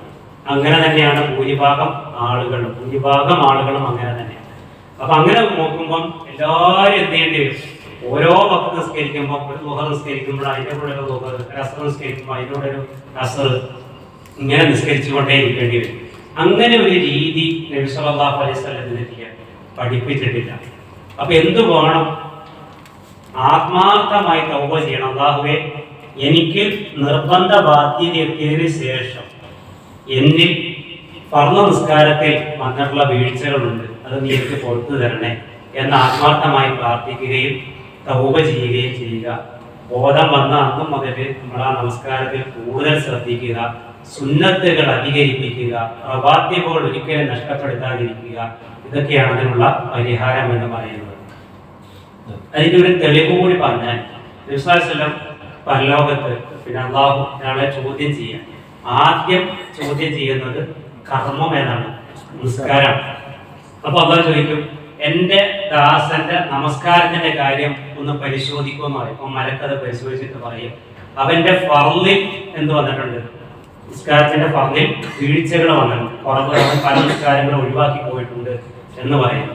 അപ്പൊ അള്ളാഹു പറയാണ്, എങ്കിൽ അവന്റെ സുന്നത്തായ നമസ്കാരങ്ങൾ ഒന്ന് പരിശോധിക്കും. റവാത്തിബും ദുഹയും തഹജ്ജുദും അങ്ങനെ തുടങ്ങിയിട്ടുള്ള നമസ്കാരങ്ങൾ പരിശോധിക്കും. അപ്പം മലക്ക് പറയാതെ അവൻ കുറെ സുന്നത്തുകൾ നിസ്കരിച്ചിട്ടുണ്ട്, എങ്കിൽ ആ ഫർളിന് പരിഹാരമായി ഈ സുന്നത്തുകൾ അതിലേക്ക് ചേർക്കൂ എന്ന് പറഞ്ഞുകൊണ്ട് അള്ളാഹു എന്ത് ചെയ്യുന്നു? അവന്റെ നമസ്കാര വിഷയം അവിടെ പരിഹരിച്ചു കൊടുക്കുന്നു. അപ്പം ഫർളായ നമസ്കാരങ്ങളിൽ വീഴ്ച വന്നിട്ടുണ്ട് എങ്കിൽ ഒന്ന് തൗബ വേണം, രണ്ട് സുന്നത്തായ നമസ്കാരങ്ങൾ അധികരിപ്പിക്കുക വഴി എന്ത് ചെയ്യുന്നു? അള്ളാഹു സുബ്ഹാനഹു വ തആല നമ്മുടെ ആ വീഴ്ചകളെ അതിലൂടെ പുറത്തു തരുന്നു എന്നുള്ളതാണ്. ആ നിലയ്ക്ക് നമ്മൾ അതിനെ ശ്രദ്ധിക്കാൻ, മടക്കി നമസ്കരിക്കേണ്ടതില്ല. സ്ത്രീകളോട് ഒരു കാര്യം പ്രത്യേകം തെര്യപ്പെടുത്തുവാൻ ഉള്ളത്, അവരുടെ ഹൈദ് അവസാനിച്ചു എന്നുള്ളത്, ആർത്തവരത്വം നിലച്ചു എന്നുള്ളത് അവർക്ക് ബോധ്യപ്പെടുന്ന ഒരു സമയമുണ്ട്. അവരത് പരിശോധിച്ച് ഇത് നിന്നു എന്ന് ബോധ്യപ്പെടുന്ന ഒരു സമയം. ആ സമയം തുടങ്ങി നമസ്കാരം അവർക്ക് നിർബന്ധമായി. പക്ഷെ നാട്ടിൽ കണ്ടുവരുന്നൊരു ശീലം എന്നുള്ളത് പണിയെല്ലാം കഴിഞ്ഞ് വൈകിട്ട് കുളിക്കാം എന്നുള്ള ഒരു സാഹചര്യം, അല്ലെങ്കിൽ ഇപ്പൊ യാത്രയുടെ മധ്യത്തിലൊക്കെ ഇരിക്കുമ്പോൾ അവർക്ക് ബോധ്യപ്പെടുക. അപ്പൊ അതിന്റെ യാത്രയെല്ലാം കഴിഞ്ഞിട്ട് പിന്നീട് നിസ്കരിക്കാം. അപ്പോ ആ സാഹചര്യത്തിൽ ഏതാണോ അപ്പുറത്തെ നമസ്കാരം അത് വെച്ചിട്ടായിരിക്കും തുടങ്ങുക. ഒരുപക്ഷെ 2 or 3 വക്കത്ത് നഷ്ടപ്പെട്ടു പോയിട്ടുണ്ടാവും. അപ്പൊ ഇത്തരം സാഹചര്യങ്ങൾ നമ്മൾ പുറത്താക്കുമ്പോൾ അവരോട് കൂടുതൽ ബോധ്യപ്പെടുത്തേണ്ടതുണ്ട്. നമുക്ക് ഈ 2 ചോദ്യങ്ങൾ സുബൈർക്കാണ് ചോദിച്ചത്. ഇനി അടുത്തത് സക്കീർക്ക് ചോദിച്ചത്. ഇതില് ഇവിടെ പറഞ്ഞിട്ടല്ലേ ഈ വലിയ ശുദ്ധി പോലുള്ള കാര്യങ്ങൾ. ഇപ്പൊ ജനാബത്തുണ്ടായ നബി സല്ലല്ലാഹു അലൈഹി വസല്ലം പറഞ്ഞ ഒരു ഹദീസിൽ കാണാം, ജനാബത്തുണ്ടായി കഴിഞ്ഞാൽ നിങ്ങൾ എന്ത് ചെയ്യുക? കഴിയുന്നതും വേഗം കുളിച്ച് ശുദ്ധിയാവുക. പ്രത്യേകിച്ച് പകലിന്റെ സമയങ്ങളിൽ. രാത്രിയിലാണെങ്കിൽ അങ്ങനെ ജനാബത്തുണ്ടായി കഴിഞ്ഞാൽ നിങ്ങൾ എന്ത് ചെയ്യുക? വുളു എടുത്ത് കിടക്കുക എന്ന് നബി സല്ലല്ലാഹു അലൈഹി വസല്ലം പറഞ്ഞിട്ടുണ്ട്. പകലിലൊക്കെ അങ്ങനെയാണെന്നുണ്ടെങ്കിൽ നിങ്ങൾ എന്ത് ചെയ്ത് കുളിക്കാൻ വൈകരുത്. അപ്പൊ ദുഹറിന്റെ സമയം വരാൻ രൂപത്തിൽ, കാരണം മലക്കുകളുടെ പ്രവേശനത്തിന് അത് തടസ്സമായി മാറും എന്ന രൂപത്തിലുള്ള ഹദീസുകൾ വന്നിട്ടുണ്ട്. കഴിയുന്നതും വേഗം ജനാബത്തിൽ നിന്ന് ശുദ്ധിയാവുകയാണ് വേണ്ടത്. ഇടയ്ക്ക് ചോദിച്ചോട്ടെ, ഇതുമായി ബന്ധപ്പെട്ട ചോദ്യങ്ങളുണ്ടെങ്കിൽ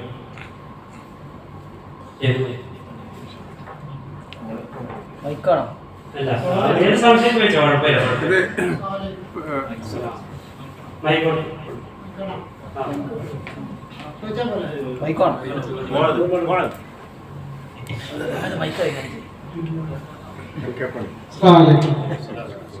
നമ്മുടെ നിസ്കാരം തുടങ്ങുമ്പോൾ ആദ്യത്തെ തുടങ്ങാവുന്ന സമയത്ത് ചിലപ്പം ഇമാമ് റുക്കൂയിലായിരിക്കും. ഈ റുക്കൂയിൽ വരുന്ന സമയത്ത് ചില ആൾക്കാർ ഓടി വരും. റുക്കൂ കിട്ടിക്കഴിഞ്ഞാൽ നിസ്കാരം കിട്ടും എന്നതാണല്ലോ. റുക്കൂയിൽ വരുന്ന സമയത്ത് നമ്മൾ നേരിട്ട് പിന്നെ ചില ആൾക്കാരെ കാണുന്നുണ്ട്, അല്ലാഹു അക്ബർ എന്ന് പറഞ്ഞ് നേരെ റുക്കൂയിലേക്കാണ് പോകുന്നത്. അപ്പം ആദ്യത്തെ തക്ബീർ നമുക്ക് റുക്കിനിൽ പെട്ടത്, രണ്ടാമത്തെ തക്ബീർ നമുക്ക് സുന്നത്തിൽ പെട്ടതാണ്. ഇത് ഏതാണ് സഹി എന്നുള്ളത് മനസ്സിലാക്കാണെന്ന് തോന്നുന്നു. പിന്നെ നിങ്ങൾ സൂചിപ്പിച്ചതാണ് സുജൂദിൽ പോകുമ്പോൾ കൈയാണോ കാലാണോ നമ്മൾ ആദ്യം വെക്കേണ്ടത്. ഇതിൽ അഭിപ്രായ വ്യത്യാസം ഉണ്ടെന്നാണ്. എന്നാൽ അതിൽ കൂടുതൽ പ്രബലമായത് ഏതാണ് എന്നതും കൂടിയാണ്. പിന്നെ നമ്മൾ സുജൂദിലേക്ക് റുക്കൂയിലേക്ക് പോകുന്ന സമയത്ത് നമുക്കൊരു സുന്നത്ത് നഷ്ടപ്പെടുന്ന ഒരു വിഷയം പറഞ്ഞില്ല. അതായത് നമ്മൾ കൈ പൊക്കിയിട്ട് റുക്കൂയിൽ പോകുന്നത് ഇതിൻ്റെ വിധി എന്താണ് എന്നാണ്.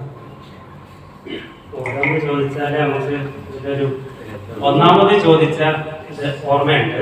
ഒന്നാമത്തെ ചോദ്യം, ഒരാള് ജമാഅത്ത് നടക്കുകയാണ്, ഇമാമ റുക്കൂയിലേക്ക്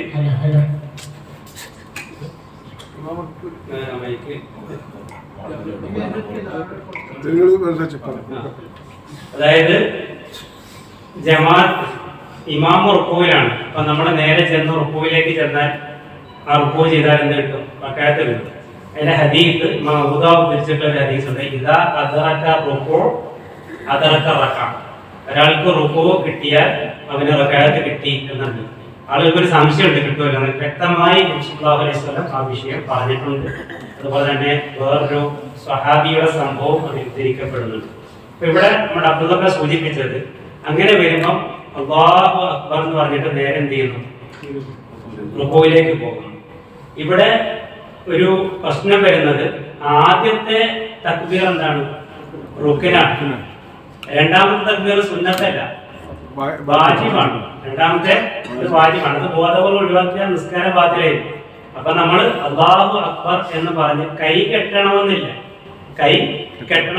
അല്ലാഹു അക്ബർ എന്ന് പറഞ്ഞ് തക്ബീറത്തിൽ ഇടാൻ കെട്ടി അതിനുശേഷം റുക്കൂയിലേക്ക് പോകുമ്പോൾ വീണ്ടും എന്ത് ചെയ്യണം? റുക്കൂയിലേക്കുള്ള തക്ബീർ കൂടി ചൊല്ലിയിട്ടാണ് പോകേണ്ടത്. പലർക്കും വരുന്ന ഒരു വീഴ്ചയാണ്, ശ്രദ്ധിക്കണം. രണ്ടാമത് ചോദിച്ച വിഷയം,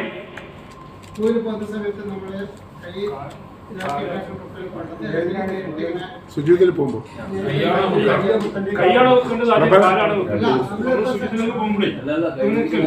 അതല്ല ചോദ്യം. നമ്മളിപ്പോ കൈ കെട്ടി റുക്കൂയിലേക്ക് പാടും. റുക്കൂയിൽ പോകുമ്പോൾ നമ്മൾ കൈ ഉയർത്തണോ, ചെവിയിലേക്ക് ഉയർത്തണോ, അല്ലെങ്കിൽ ഡയറക്റ്റ് റുക്കൂയിൽ പോയാൽ പറ്റുമോ? കൈ റുക്കൂയിലേക്ക് പോകുമ്പോഴും കൈ വെക്കണം, റുക്കൂയിൽ നിന്ന് നേരെ വരുമ്പോഴും നമ്മൾ കൈ ഉയർത്തി താഴ്ത്തിയിടണം. മൂന്നാമത്തെ റക്അത്തിലേക്ക് നമ്മൾ എഴുന്നേറ്റ് വരുമ്പോഴും കൈ ഉയർത്തി കെട്ടണം. ഇതെല്ലാം സുന്നത്തിൽ സ്ഥിരപ്പെട്ട് വന്നിട്ടുള്ളതാണ്.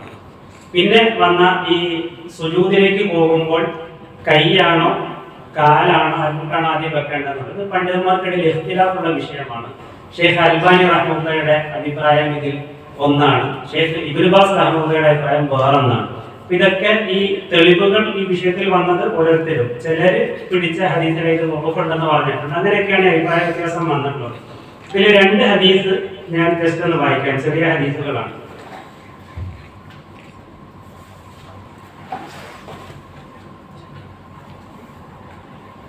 ഒന്ന്, വക്കാന യളഉ യദൈഹി അലൽ അർളി ഖബ്ല റുക്ബതൈഹി. അതായത് ഇബ്നു ഖുസൈമ ഉദ്ധരിച്ചിട്ടുള്ള ഷെയ്ഖ് നാസിറുദ്ദീൻ അൽബാനി റഹ്മഹുല്ലാഹ് സ്വഹീഹുൽ ജാമിയിൽ ചേർത്തിട്ടുള്ള ഒരു ഹദീസാണ്. നബി സല്ലല്ലാഹു അലൈഹി വസല്ലം സുജൂദിലേക്ക് പോകുമ്പോൾ തന്റെ കാൽമുട്ടുകൾ വെക്കുന്നതിന് മുമ്പ് കൈ വെച്ചിരുന്നു എന്നുള്ളത്. അതേപോലെ തന്നെ വേറൊരു ഹദീസ്, അന്നഹു കാന ഇദാ സജദ ബദഅ ബിറുക്ബതൈഹി ഖബ്ല യദൈഹി. നബി സല്ലല്ലാഹു അലൈഹി വസല്ലം സുജൂദിലേക്ക് പോകുമ്പോൾ തന്റെ കാൽമുട്ട് കൊണ്ട് ആരംഭിച്ചിരുന്നു, കൈ വെക്കുന്നതിന്റെ മുമ്പ്. കൈ വെക്കുന്നതിന് മുമ്പ് കാൽമുട്ട് വെച്ചിരുന്നു എന്ന രൂപത്തിലുള്ള റിപ്പോർട്ട് വന്നിട്ടുണ്ട്. അതും പിന്നെ ഹാക്കിം മുസ്തദറക്കിൽ ഉദ്ധരിച്ചിട്ടുണ്ട്. പിന്നെ ഇമാം മുസ്ലിം റഹ്മഹുല്ലാഹ് വെച്ച ഷർത്ത് പ്രകാരം സ്വഹിയായിട്ടുള്ള ഹദീസാണ്. അപ്പൊ രണ്ട് രൂപത്തിലും ഹദീസുകൾ വന്നിട്ടുണ്ട്. അപ്പൊ ഇതിൽ ഏത് വേണമെങ്കിലും ഇഖ്തിയാർ ചെയ്യാം എന്നുള്ളതാണ് പണ്ഡിതന്മാർ പറഞ്ഞിട്ടുള്ളത്. എന്നാൽ വേറെ അഭിപ്രായമുള്ള പണ്ഡിതന്മാരുമുണ്ട്.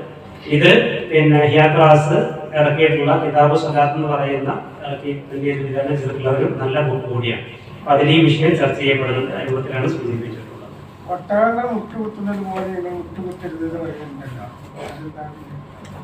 അത് ആ ഹദീസാണ്. ഒട്ടകം മുട്ടുകുത്തുന്നത് പോലെ നിങ്ങൾ മുട്ടുകുത്തരുന്നുള്ള ഹദീസിനെ വിശദീകരിച്ചുകൊണ്ട് കാലാണ് കൈയാണ് എന്നുള്ള ചർച്ച അവിടെ വന്നിട്ടുണ്ട്. ആ ഹദീസിന്റെ അടിസ്ഥാനത്തിൽ അതെനിക്ക് ക്ലിയർ ആയിട്ട് അറിയില്ല. പക്ഷെ ഇവിടെ ഈ പറഞ്ഞ രണ്ട് ഹദീസുകളും വന്നിട്ടുണ്ട്. അപ്പം നമ്മൾ ഈ വിഷയം പണ്ഡിത ചർച്ചകൾ എടുത്ത് നോക്കിക്കഴിഞ്ഞാൽ മനസ്സിലാകുന്നത് ആ ഒരു ഹദീസ് മാത്രമല്ല ഈ വിഷയത്തിൽ വന്നിട്ടുള്ളത്. അപ്പൊ ഇവിടെ പറഞ്ഞ ഈ ഹദീസ് ഉണ്ടല്ലോ, രണ്ടാമത് പറഞ്ഞ ഹദീസ് അതിൽ വന്നതല്ല. അപ്പം പണ്ഡിതന്മാർ ഇത് വ്യത്യസ്ത പണ്ഡിതന്മാരുടെ അഭിപ്രായങ്ങൾ ക്രോഡീകരിച്ചുകൊണ്ട് പറഞ്ഞിട്ടുള്ളത് രണ്ടിൽ ഏതുമാകാം, അതിൽ പ്രശ്നമില്ല എന്നുള്ളതാണ്.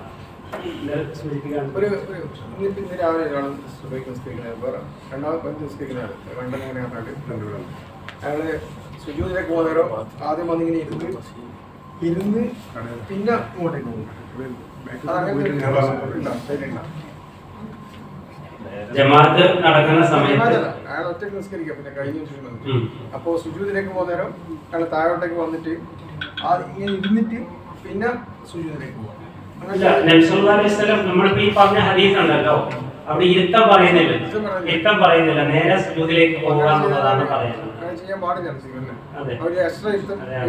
അവിടെ നബി സല്ലല്ലാഹു അലൈഹി വസല്ലം പിന്നെ ഒരിരുത്തം പറയുന്നില്ല. എന്നാൽ നമ്മൾ പിന്നെ ആദ്യത്തെ റക്അത്തിൽ നമ്മൾ പോയി സുജൂദിലേക്ക് പോയി, രണ്ടാമത്തെ സുജൂദ് കഴിഞ്ഞ് എഴുന്നേറ്റ് വരുമ്പോൾ നിങ്ങൾ ഈ വില്ല് വിട്ട മാതിരി വരാതെ ഒരു ചെറിയ മിനിറ്റം ഇരുന്നിട്ട് നിങ്ങൾ എഴുന്നേക്കും എന്ന് പറഞ്ഞിട്ടുണ്ട്.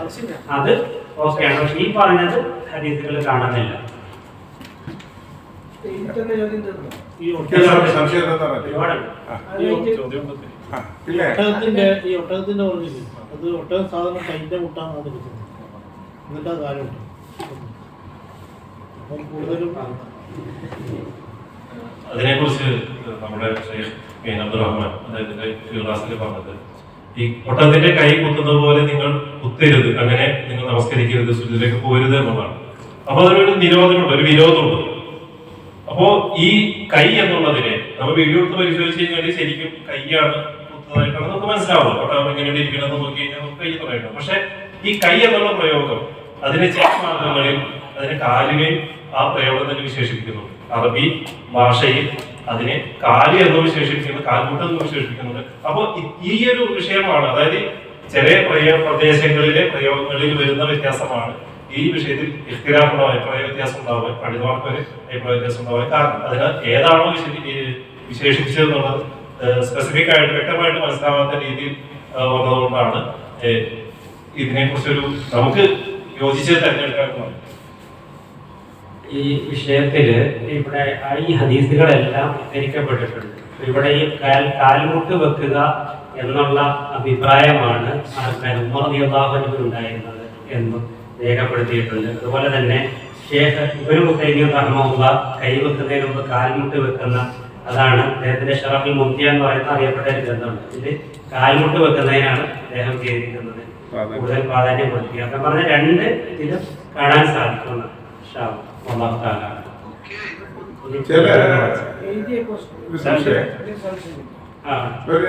ചില ജമാഅത്ത് നിസ്കാരങ്ങളിലെ ഇമാമിന്റെ അടുത്ത് വീഴ്ച പറ്റിയിട്ട് ആദ്യത്തെ അത്തയ്യാത്തിൽ ഇരിക്കാതെ ഇമാമ് എഴുന്നേൽക്കുകയും എന്നാൽ മഅ്മൂമുകൾ മുഴുവനും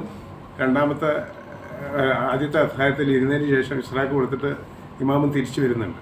അപ്പോൾ അത് ശരിക്കും ജമാഅത്ത് നിസ്കാരത്തിൻ്റെ വിധിയിൽ എങ്ങനെയാണ് മഅ്മൂമുകൾ അങ്ങനെ ചെയ്യാൻ പാടുണ്ടോ? പിന്നെ അതല്ല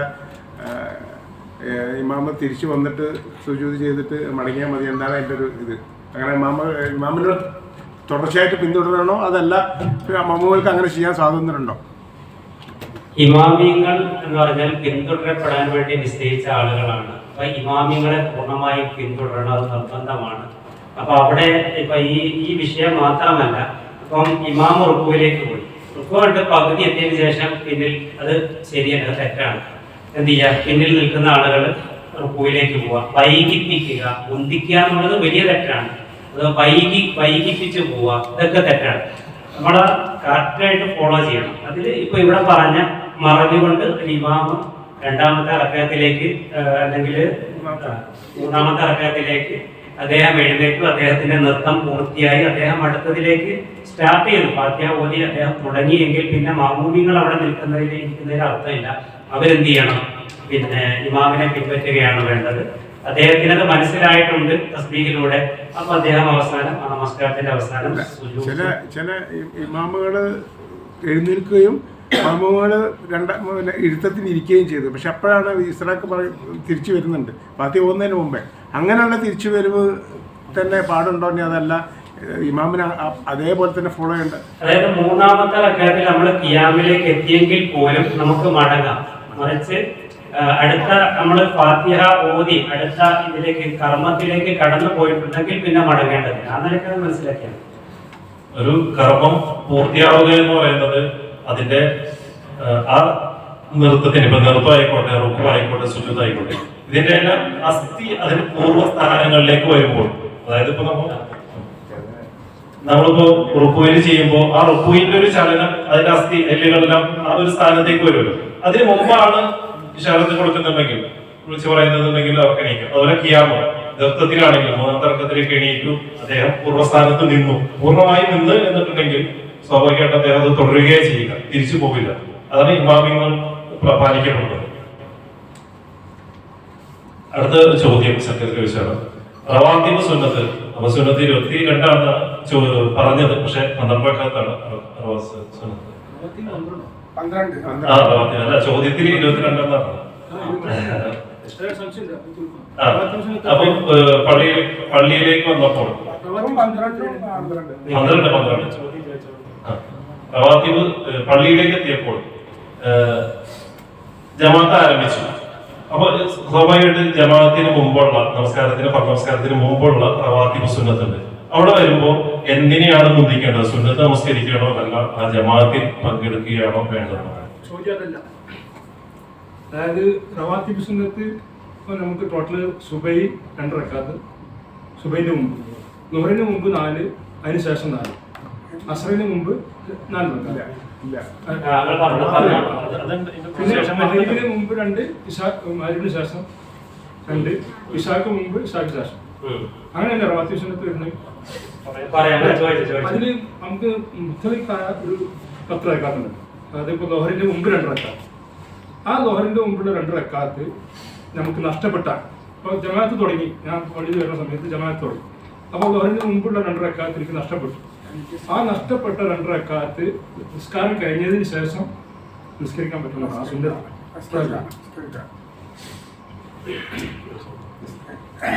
റവാത്തിബ് സുന്നത്തുകൾ നമ്മൾ വളരെ ശ്രദ്ധിച്ച് മനസ്സിലാക്കേണ്ട ഒരു വിഷയമാണ്. റവാത്തിബ് സുന്നത്തുകൾ എന്ന് പറഞ്ഞാൽ 22 റക്അത്തല്ല, മറിച്ച് 12 റക്അത്താണ്. അതിന് ഹദീസ് മൻ സ്വല്ല 12 റക്അത്തൻ തതവ്വുഅൻ ഫീ യൗമിൻ വലൈലത്തിൻ ബനല്ലാഹു ലഹു ബിഹിന്ന ബൈത്തുൻ ഫിൽ ജന്ന.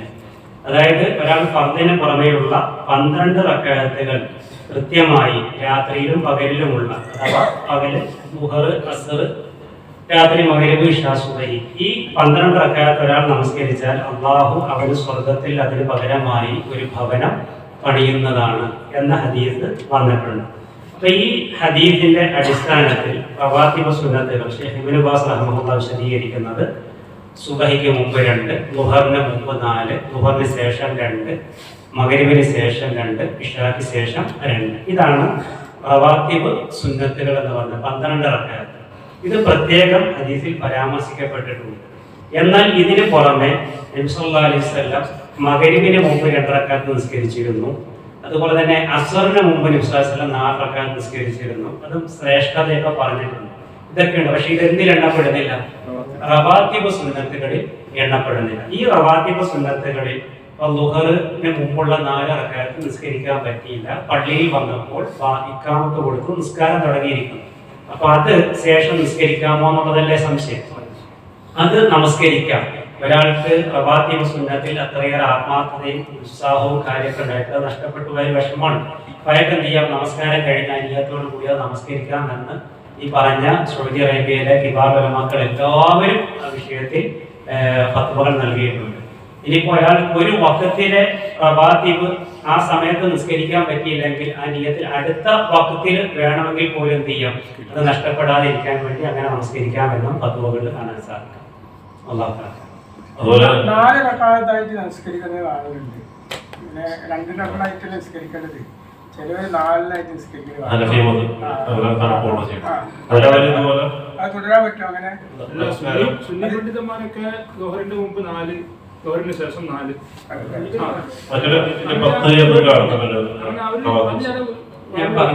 കേട്ടത് 22 റക്അത്താണ് അവരും കൂടി പറയുന്നത്. അതുകൊണ്ടാണ് അതിൽ നിന്ന് 10 റക്അത്ത് 12 റക്അത്ത് തന്നെയാണ് വന്നിരിക്കുന്നത്. ഏറ്റവും പ്രബലമായി വന്നിരിക്കുന്നത് 12 റക്അത്ത് തന്നെയാണ്.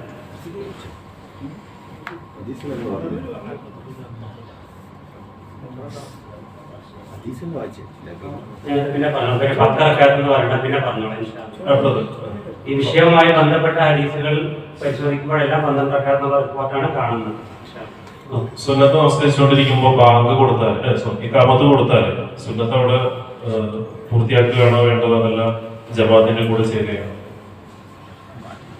പ്രത്യേകിച്ച് ഈ സുബഹിയുടെ സമയത്താണ് അത് വലിയ പ്രശ്നം ഉണ്ടാകാറുള്ളത്. അത് ഹനഫി മദ്ഹബില് ഈ ജമാഅത്ത്, പ്രത്യേകിച്ച് സുബഹിയുടെ മുമ്പുള്ള 2 റക്അത്ത് അത് ജമാഅത്തിന്റെ മുമ്പ് നിസ്കരിച്ചിരിക്കണം.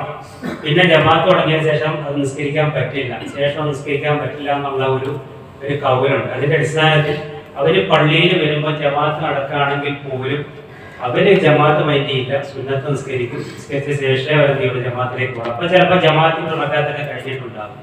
അപ്പൊ അത് നേരെ സുന്നത്തിനെതിരാണ്. കാരണം ഇഖാമത്ത് കൊടുത്തതിന് ശേഷം ഫർള് അല്ലാത്ത ഒരു നിസ്കാരം ഇല്ല എന്ന് നബി സല്ലല്ലാഹു അലൈഹി വസല്ലം പറഞ്ഞിട്ടുണ്ട്. ഇഖാമത്ത് കൊടുത്തതിന് ശേഷം ഫർള് അല്ലാത്ത ഒരു നിസ്കാരം ഇല്ല.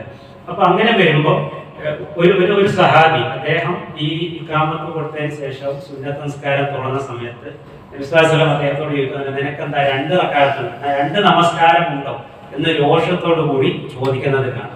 അപ്പൊ ഇവിടെ പല അവസ്ഥകളുണ്ട്, അതുകൂടി നമ്മൾ മനസ്സിലാക്കി വെക്കുന്നത് നല്ലതാണ്.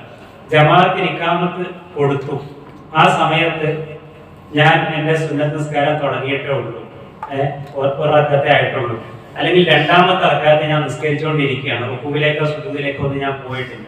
അപ്പൊ ഞാൻ ആ 2ാമത്തെ റക്അത്ത് പൂർത്തീകരിക്കാൻ നിന്ന് കഴിഞ്ഞാൽ എനിക്ക് ഇമാമിന്റെ കൂടെയുള്ള തക്ബീറത്തുൽ ഇഹ്റാം നഷ്ടപ്പെടും. കാരണം അത് വലിയ പ്രതിഫലമുള്ളതാണ്, ഇമാമിന്റെ കൂടെ കൈകെട്ടുക എന്നുള്ളത്, അല്ലാണ്ട് പിന്നെ കൈകെട്ടലല്ല.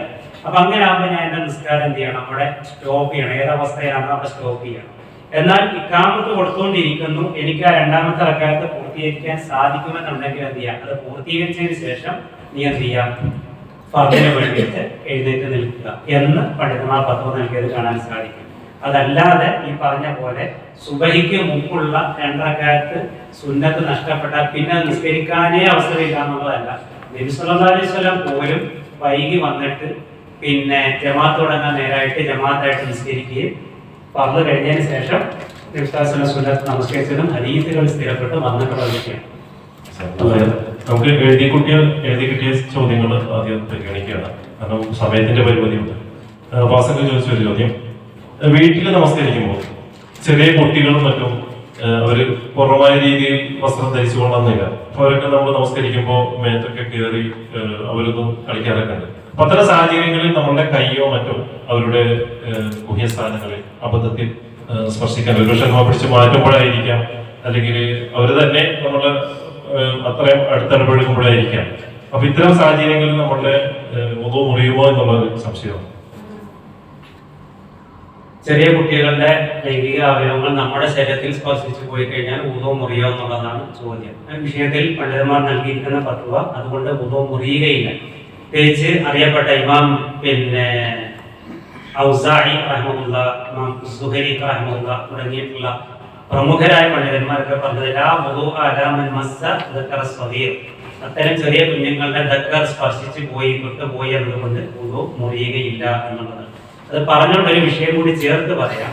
ഈ വിഷയത്തിൽ 2 ഹദീസ് വന്നിട്ടുണ്ട്. അതായത് ലൈംഗിക അവയവം സ്പർശിച്ചു പോകുന്നതുമായി ബന്ധപ്പെട്ട 2 ഹദീസുകൾ വന്നിട്ടുണ്ട്. ഒന്നിതാണ് മൻ മസ്സ ദക്കറ ഫല്യതവദ്ദ, ഒരാൾ തന്റെ ബുദ്ധിയാവയവത്തിൽ ലൈംഗിക അവയവത്തിൽ സ്പർശിച്ചു പോയാൽ അവൻ വുളു എടുക്കണം, അവന്റെ വുളു മുറിഞ്ഞു എന്നുള്ളതാണ് ഹദീസ്. രണ്ടാമതൊരു ഹദീസിൽ ഒരാളോട് അനുജനോട് നബി സല്ലല്ലാഹു അലൈഹി വസല്ലം പറഞ്ഞത് ഇന്നമാ ഹുവ ബുദഅത്തുൻ മിൻക, അത് നിന്റെ ശരീരത്തിലെ അവയവം പോലെ ഒരു അവയവമാണല്ലോ, വുളു എടുക്കേണ്ടതില്ല എന്ന രൂപത്തിലാണ് ഹദീസ് വന്നിരിക്കുന്നത്. അപ്പൊ ഈ 2 ഹദീസുകളും ജംപ് ചെയ്തുകൊണ്ട് മുഹദ്ദിസുകൾ പറഞ്ഞിട്ടുള്ളത് അന്നഖ്ദു ബിൽ മസ്സി ബി ശഹ്വത്തി എന്നാണ്. ഇവിടെ വുളു മുറിയുന്ന സ്പർശനം എന്ന് പറയുന്നത് ശഹ്വത്തോടു കൂടി വൈകാരികമായി തന്റെ ഉള്ളം കൈ കൊണ്ട് അല്ലെങ്കിൽ വൈകാരികമായ നിലയ്ക്ക് സ്പർശിച്ചാലാണ് ഇത് സംഭവിക്കുക, അവിടെ വുളു നഷ്ടപ്പെടുക എന്നുള്ളത് ഈ ഹദീസുകൾ വെച്ചുകൊണ്ട് ഷെയ്ഖ് ഇബ്നു ഉസൈമീൻ റഹ്മത്തുള്ളാഹി തന്റെ ഫത്വയിൽ എടുത്ത് സൂചിപ്പിക്കുന്നു. അടുത്ത നല്ല തിരക്കുള്ള പള്ളിയിൽ ജമാഅത്ത് നമസ്കാരത്തിനിടക്ക് വുളു മുറിഞ്ഞു പോയി കഴിഞ്ഞാൽ എന്താണ് ചെയ്യേണ്ടത്? ഒരുപക്ഷെ സൈഡിൽ പാസേജ് ഒന്നും ഉണ്ടായിക്കൊള്ളണമെന്നില്ല, നല്ല ജനബാഹുല്യമുള്ള ഒരു സന്ദർഭത്തിലാണെങ്കിൽ എന്താണ് അവിടെ ചെയ്യേണ്ടതെന്നുള്ളത്.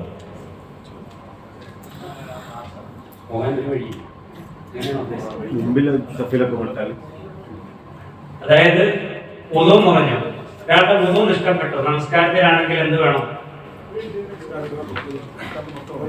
നിസ്കാരത്തിന് പുറത്ത് പോകണം.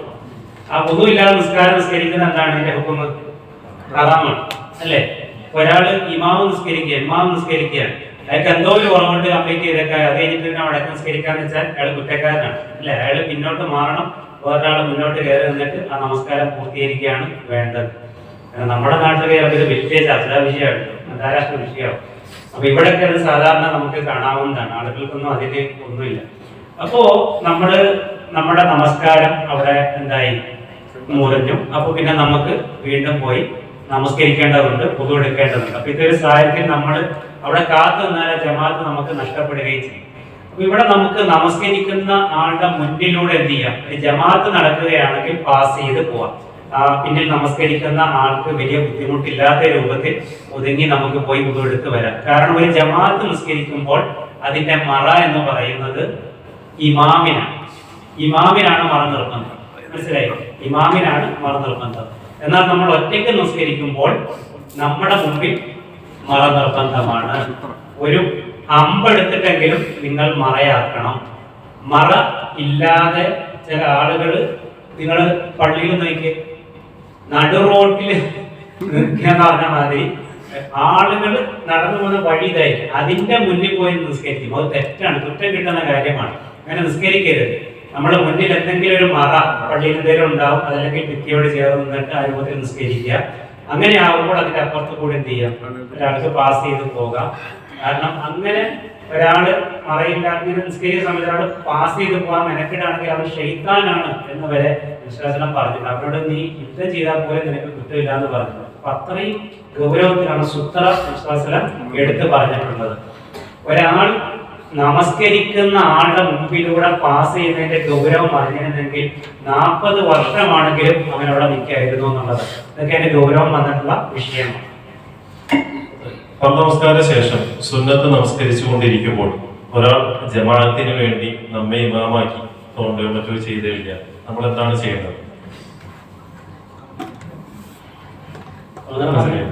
നമസ്കാര ശേഷം സുന്നത്ത് നമസ്കരിച്ചുകൊണ്ടിരിക്കുമ്പോൾ ഒരാൾ നമ്മെ ഇമാമായി കരുതിക്കൊണ്ട് നമ്മെ പിന്തുടർന്നാൽ എന്താണ് ചെയ്യേണ്ടത്? ഫർള് നിസ്കരിച്ചുകൊണ്ടിരിക്കുന്ന ഒരാളെ സുന്നത്ത് നമസ്കരിക്കുന്ന ആൾ സുന്നത്ത് നമസ്കരിക്കുന്നത്, വേറെ ആള് വന്നിട്ട് നമ്മൾ ഇമാമാക്കിയിട്ട് അല്ലെങ്കിൽ നമ്മളെ കൂടെ തുടർന്നു, അപ്പൊ എന്താണ് ചെയ്യുന്നത്? ചോദ്യം ഉദ്ദേശിക്കുന്നതല്ല, സുന്നത്ത് നിസ്കരിക്കുന്നവനെ പിന്തുടരാൻ പറ്റുമോ എന്നുള്ളത് അല്ലെ? സുന്നത്ത് നിസ്കരിക്കുന്നവനെ പിൻപറ്റാൻ പറ്റുമോ എന്നുള്ളത്. അതായത് ഇതില് 2 തെളിവുകൾ സൂചിപ്പിക്കാം. ഒന്ന്, മദീനയിലെ പള്ളിയിൽ മുആദ് ബിൻ ജബൽ റളിയല്ലാഹു അൻഹു നബിയുടെ കൂടെ എന്ത് ചെയ്യും, ഇശാ ജമാഅത്ത് നിസ്കരിക്കും. ഇശാ ജമാഅത്ത് നിസ്കരിച്ചിട്ട് അദ്ദേഹം എന്ത് ചെയ്യും, അദ്ദേഹത്തിന്റെ പ്രദേശത്തെ പള്ളിയിൽ പോയിട്ട് അവിടെയുള്ള ആളുകൾക്ക് ഇമാമ് നിൽക്കും. അപ്പൊ രണ്ടാമത്തെ അദ്ദേഹത്തിന്റെ നിസ്കാരം എന്താണ്?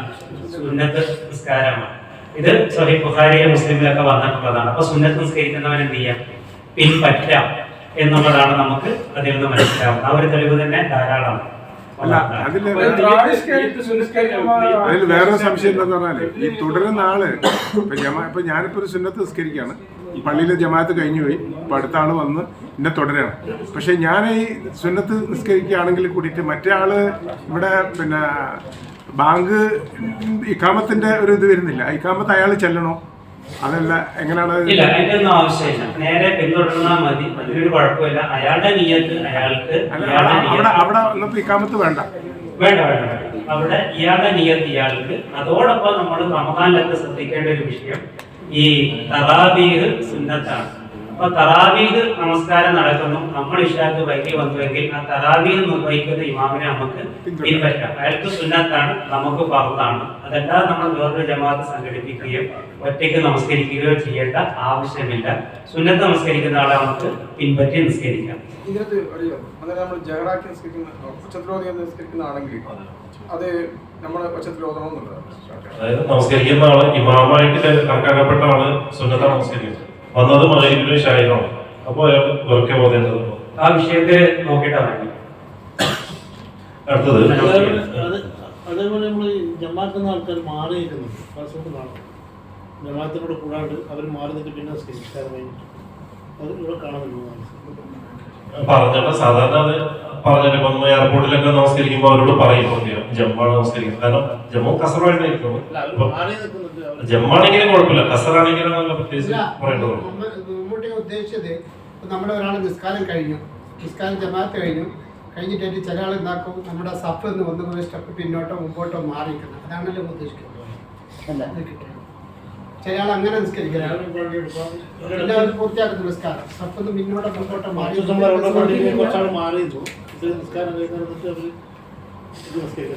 എന്താണ് ഉദ്ദേശിക്കുന്നത്? അതായത് ജമാഅത്ത് നടക്കുന്നുണ്ട്, പക്ഷെ ഇവർ സാഫറാണ്, യാത്രക്കാരാണ്. അവരതിന് കൂടെ നിൽക്കാണ്ട് മാറി നിന്നിട്ട് അതിൽ നമ്മൾ മനസ്സിലാക്കേണ്ട ഒരു വിഷയം എന്ന് വെച്ചാൽ മുസാഫിറുകൾക്ക് മുക്കീമുകളെ പിൻപറ്റാൻ പറ്റുമോ, മുക്കീമുകൾക്ക് മുസാഫിറുകളെ പിൻപറ്റാൻ പറ്റുമോ എന്നുള്ളതാണ്. അത് രണ്ടും പറ്റും. അതിൽ വിശ്വാസത്തിൽ എവിടെയും വിലക്ക് പറഞ്ഞിട്ടില്ല. അങ്ങനെ പിന്തുടർന്ന സംഭവങ്ങൾ റിപ്പോർട്ട് ചെയ്യപ്പെട്ടിട്ടുണ്ട്. ഇനി പിന്നെ ഇങ്ങനെ ഉപചോദ്യങ്ങൾ വന്നുകൊണ്ടിരിക്കും. എങ്കിലും പ്രധാനപ്പെട്ട ചില കാര്യങ്ങൾ ഒന്ന് ഉണർത്താം. അതായത് നിങ്ങൾക്കൊക്കെ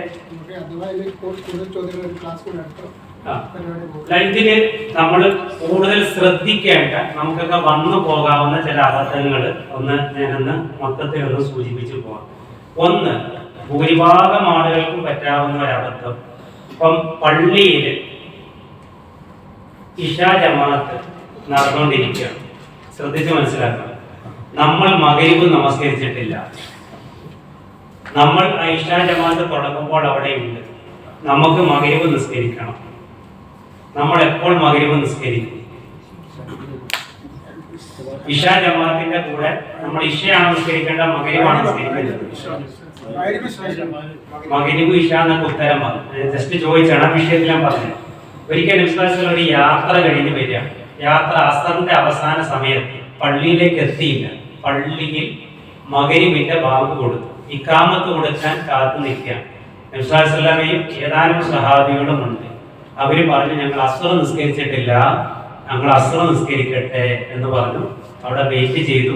നബിസ്വല്ലല്ലാഹു അസ്ർ നമസ്കരിച്ചു. അതിനുശേഷം മഗ്‌രിബിന്റെ ഇഖാമത്ത് കൊടുത്തു, മഗ്‌രിബ് നമസ്കരിച്ചു. അപ്പൊ അതിനെന്ത് മനസ്സിലായി? ഒരിക്കലും ഓവർടേക്ക് പാടില്ല. ളുഹർ നിസ്കരിക്കാതെ അസ്ർ നിസ്കരിക്കരുത്, മഗ്‌രിബ് നിസ്കരിക്കാതെ ഇശ നിസ്കരിക്കരുത്, പാടില്ല. അപ്പൊ ഒരു ഇശ ജമാഅത്ത് നടന്നുകൊണ്ടിരിക്കുന്ന സമയത്ത് നമ്മൾ പള്ളിയിലേക്ക് വരികയാണെങ്കിൽ നമ്മൾ കൈകെട്ടേണ്ടത് ഇശ നിസ്കരിക്കുന്ന ജമാഅത്തിൽ മഗ്‌രിബിന്റെ നിയ്യത്തോടു കൂടിയായിരിക്കണം. അപ്പൊ അവിടെ ഒരു സംശയം, 3 റക്അത്ത് കഴിഞ്ഞാൽ പിന്നെ 4ാമത്തെ റക്അത്തിൽ ഞാൻ എന്ത് ചെയ്യണം? അവിടെ 2 നിലപാട് സ്വീകരിക്കാം എന്ന് പണ്ഡിതന്മാർ പറഞ്ഞു. ഒന്ന്, 3ാമത്തെ റക്അത്തിൽ നീ അവിടെ ഇരിക്കുക, ഇമാം 4ാമത്തെ റക്അത്തിൽ പോയി തിരിച്ച് വന്ന് സലാം കിട്ടുമ്പോൾ അതിന്റെ കൂടെ നീ സലാം കിട്ടുക. അതല്ല എങ്കിൽ, നിനക്ക് തിരക്കുണ്ട് എങ്കിൽ 3ാമത്തെ റക്അത്തിൽ നിനക്ക് സ്വന്തമായി സലാം വീട്ടി നിനക്ക് നമസ്കാരത്തിൽ നിന്ന് പിരിയാവുന്നതുമാണ്. ഈ 2 രൂപവും എന്ത് ചെയ്യാം? സ്വീകരിക്കാം.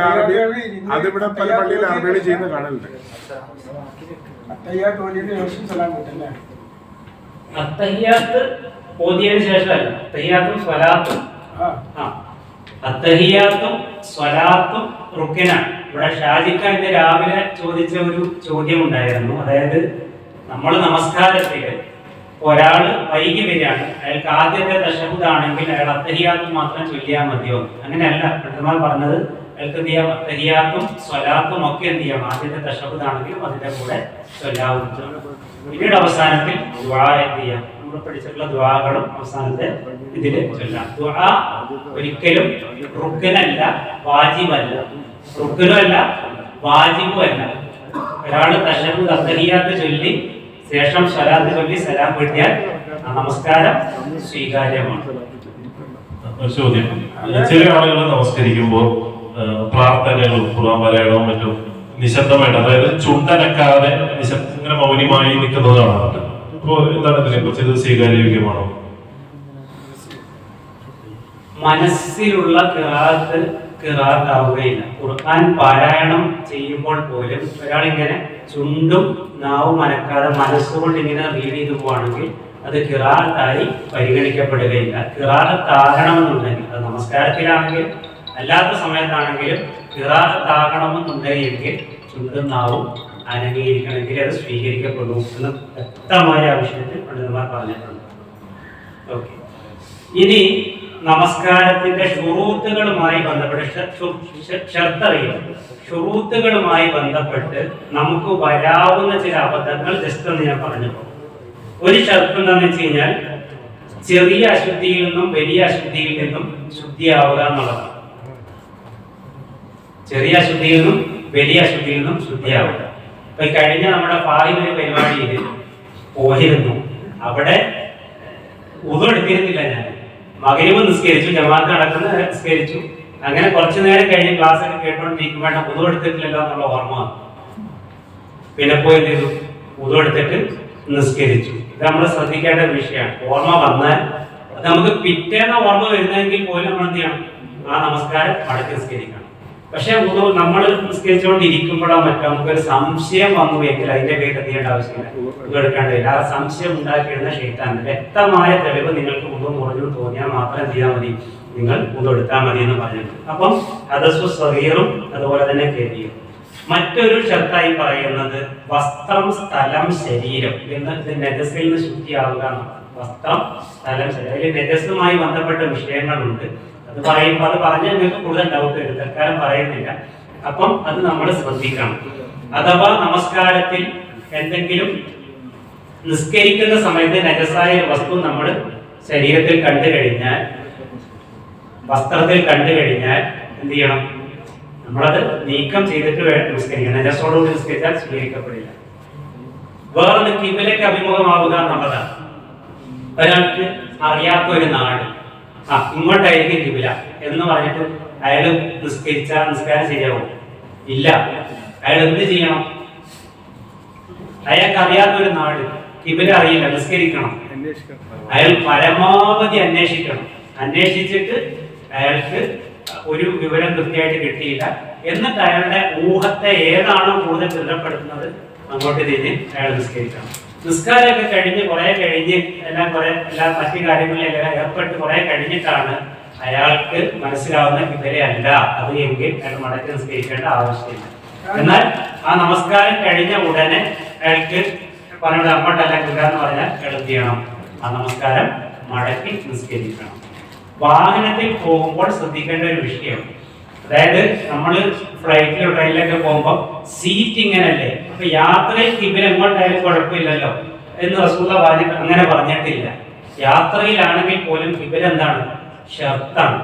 അപ്പൊ പരമാവധി ഒരു ഫ്ലൈറ്റിൽ നമ്മൾ പോകുമ്പോൾ അന്വേഷിക്കണം എന്ത് കിബില എങ്ങോട്ടാണെന്നുള്ളത്. അവരോട് വേണേൽ ചോദിക്കാം, അല്ലെങ്കിൽ മറ്റു മാർഗങ്ങൾ എന്തെങ്കിലും ഉണ്ടെങ്കിൽ നോക്കാം.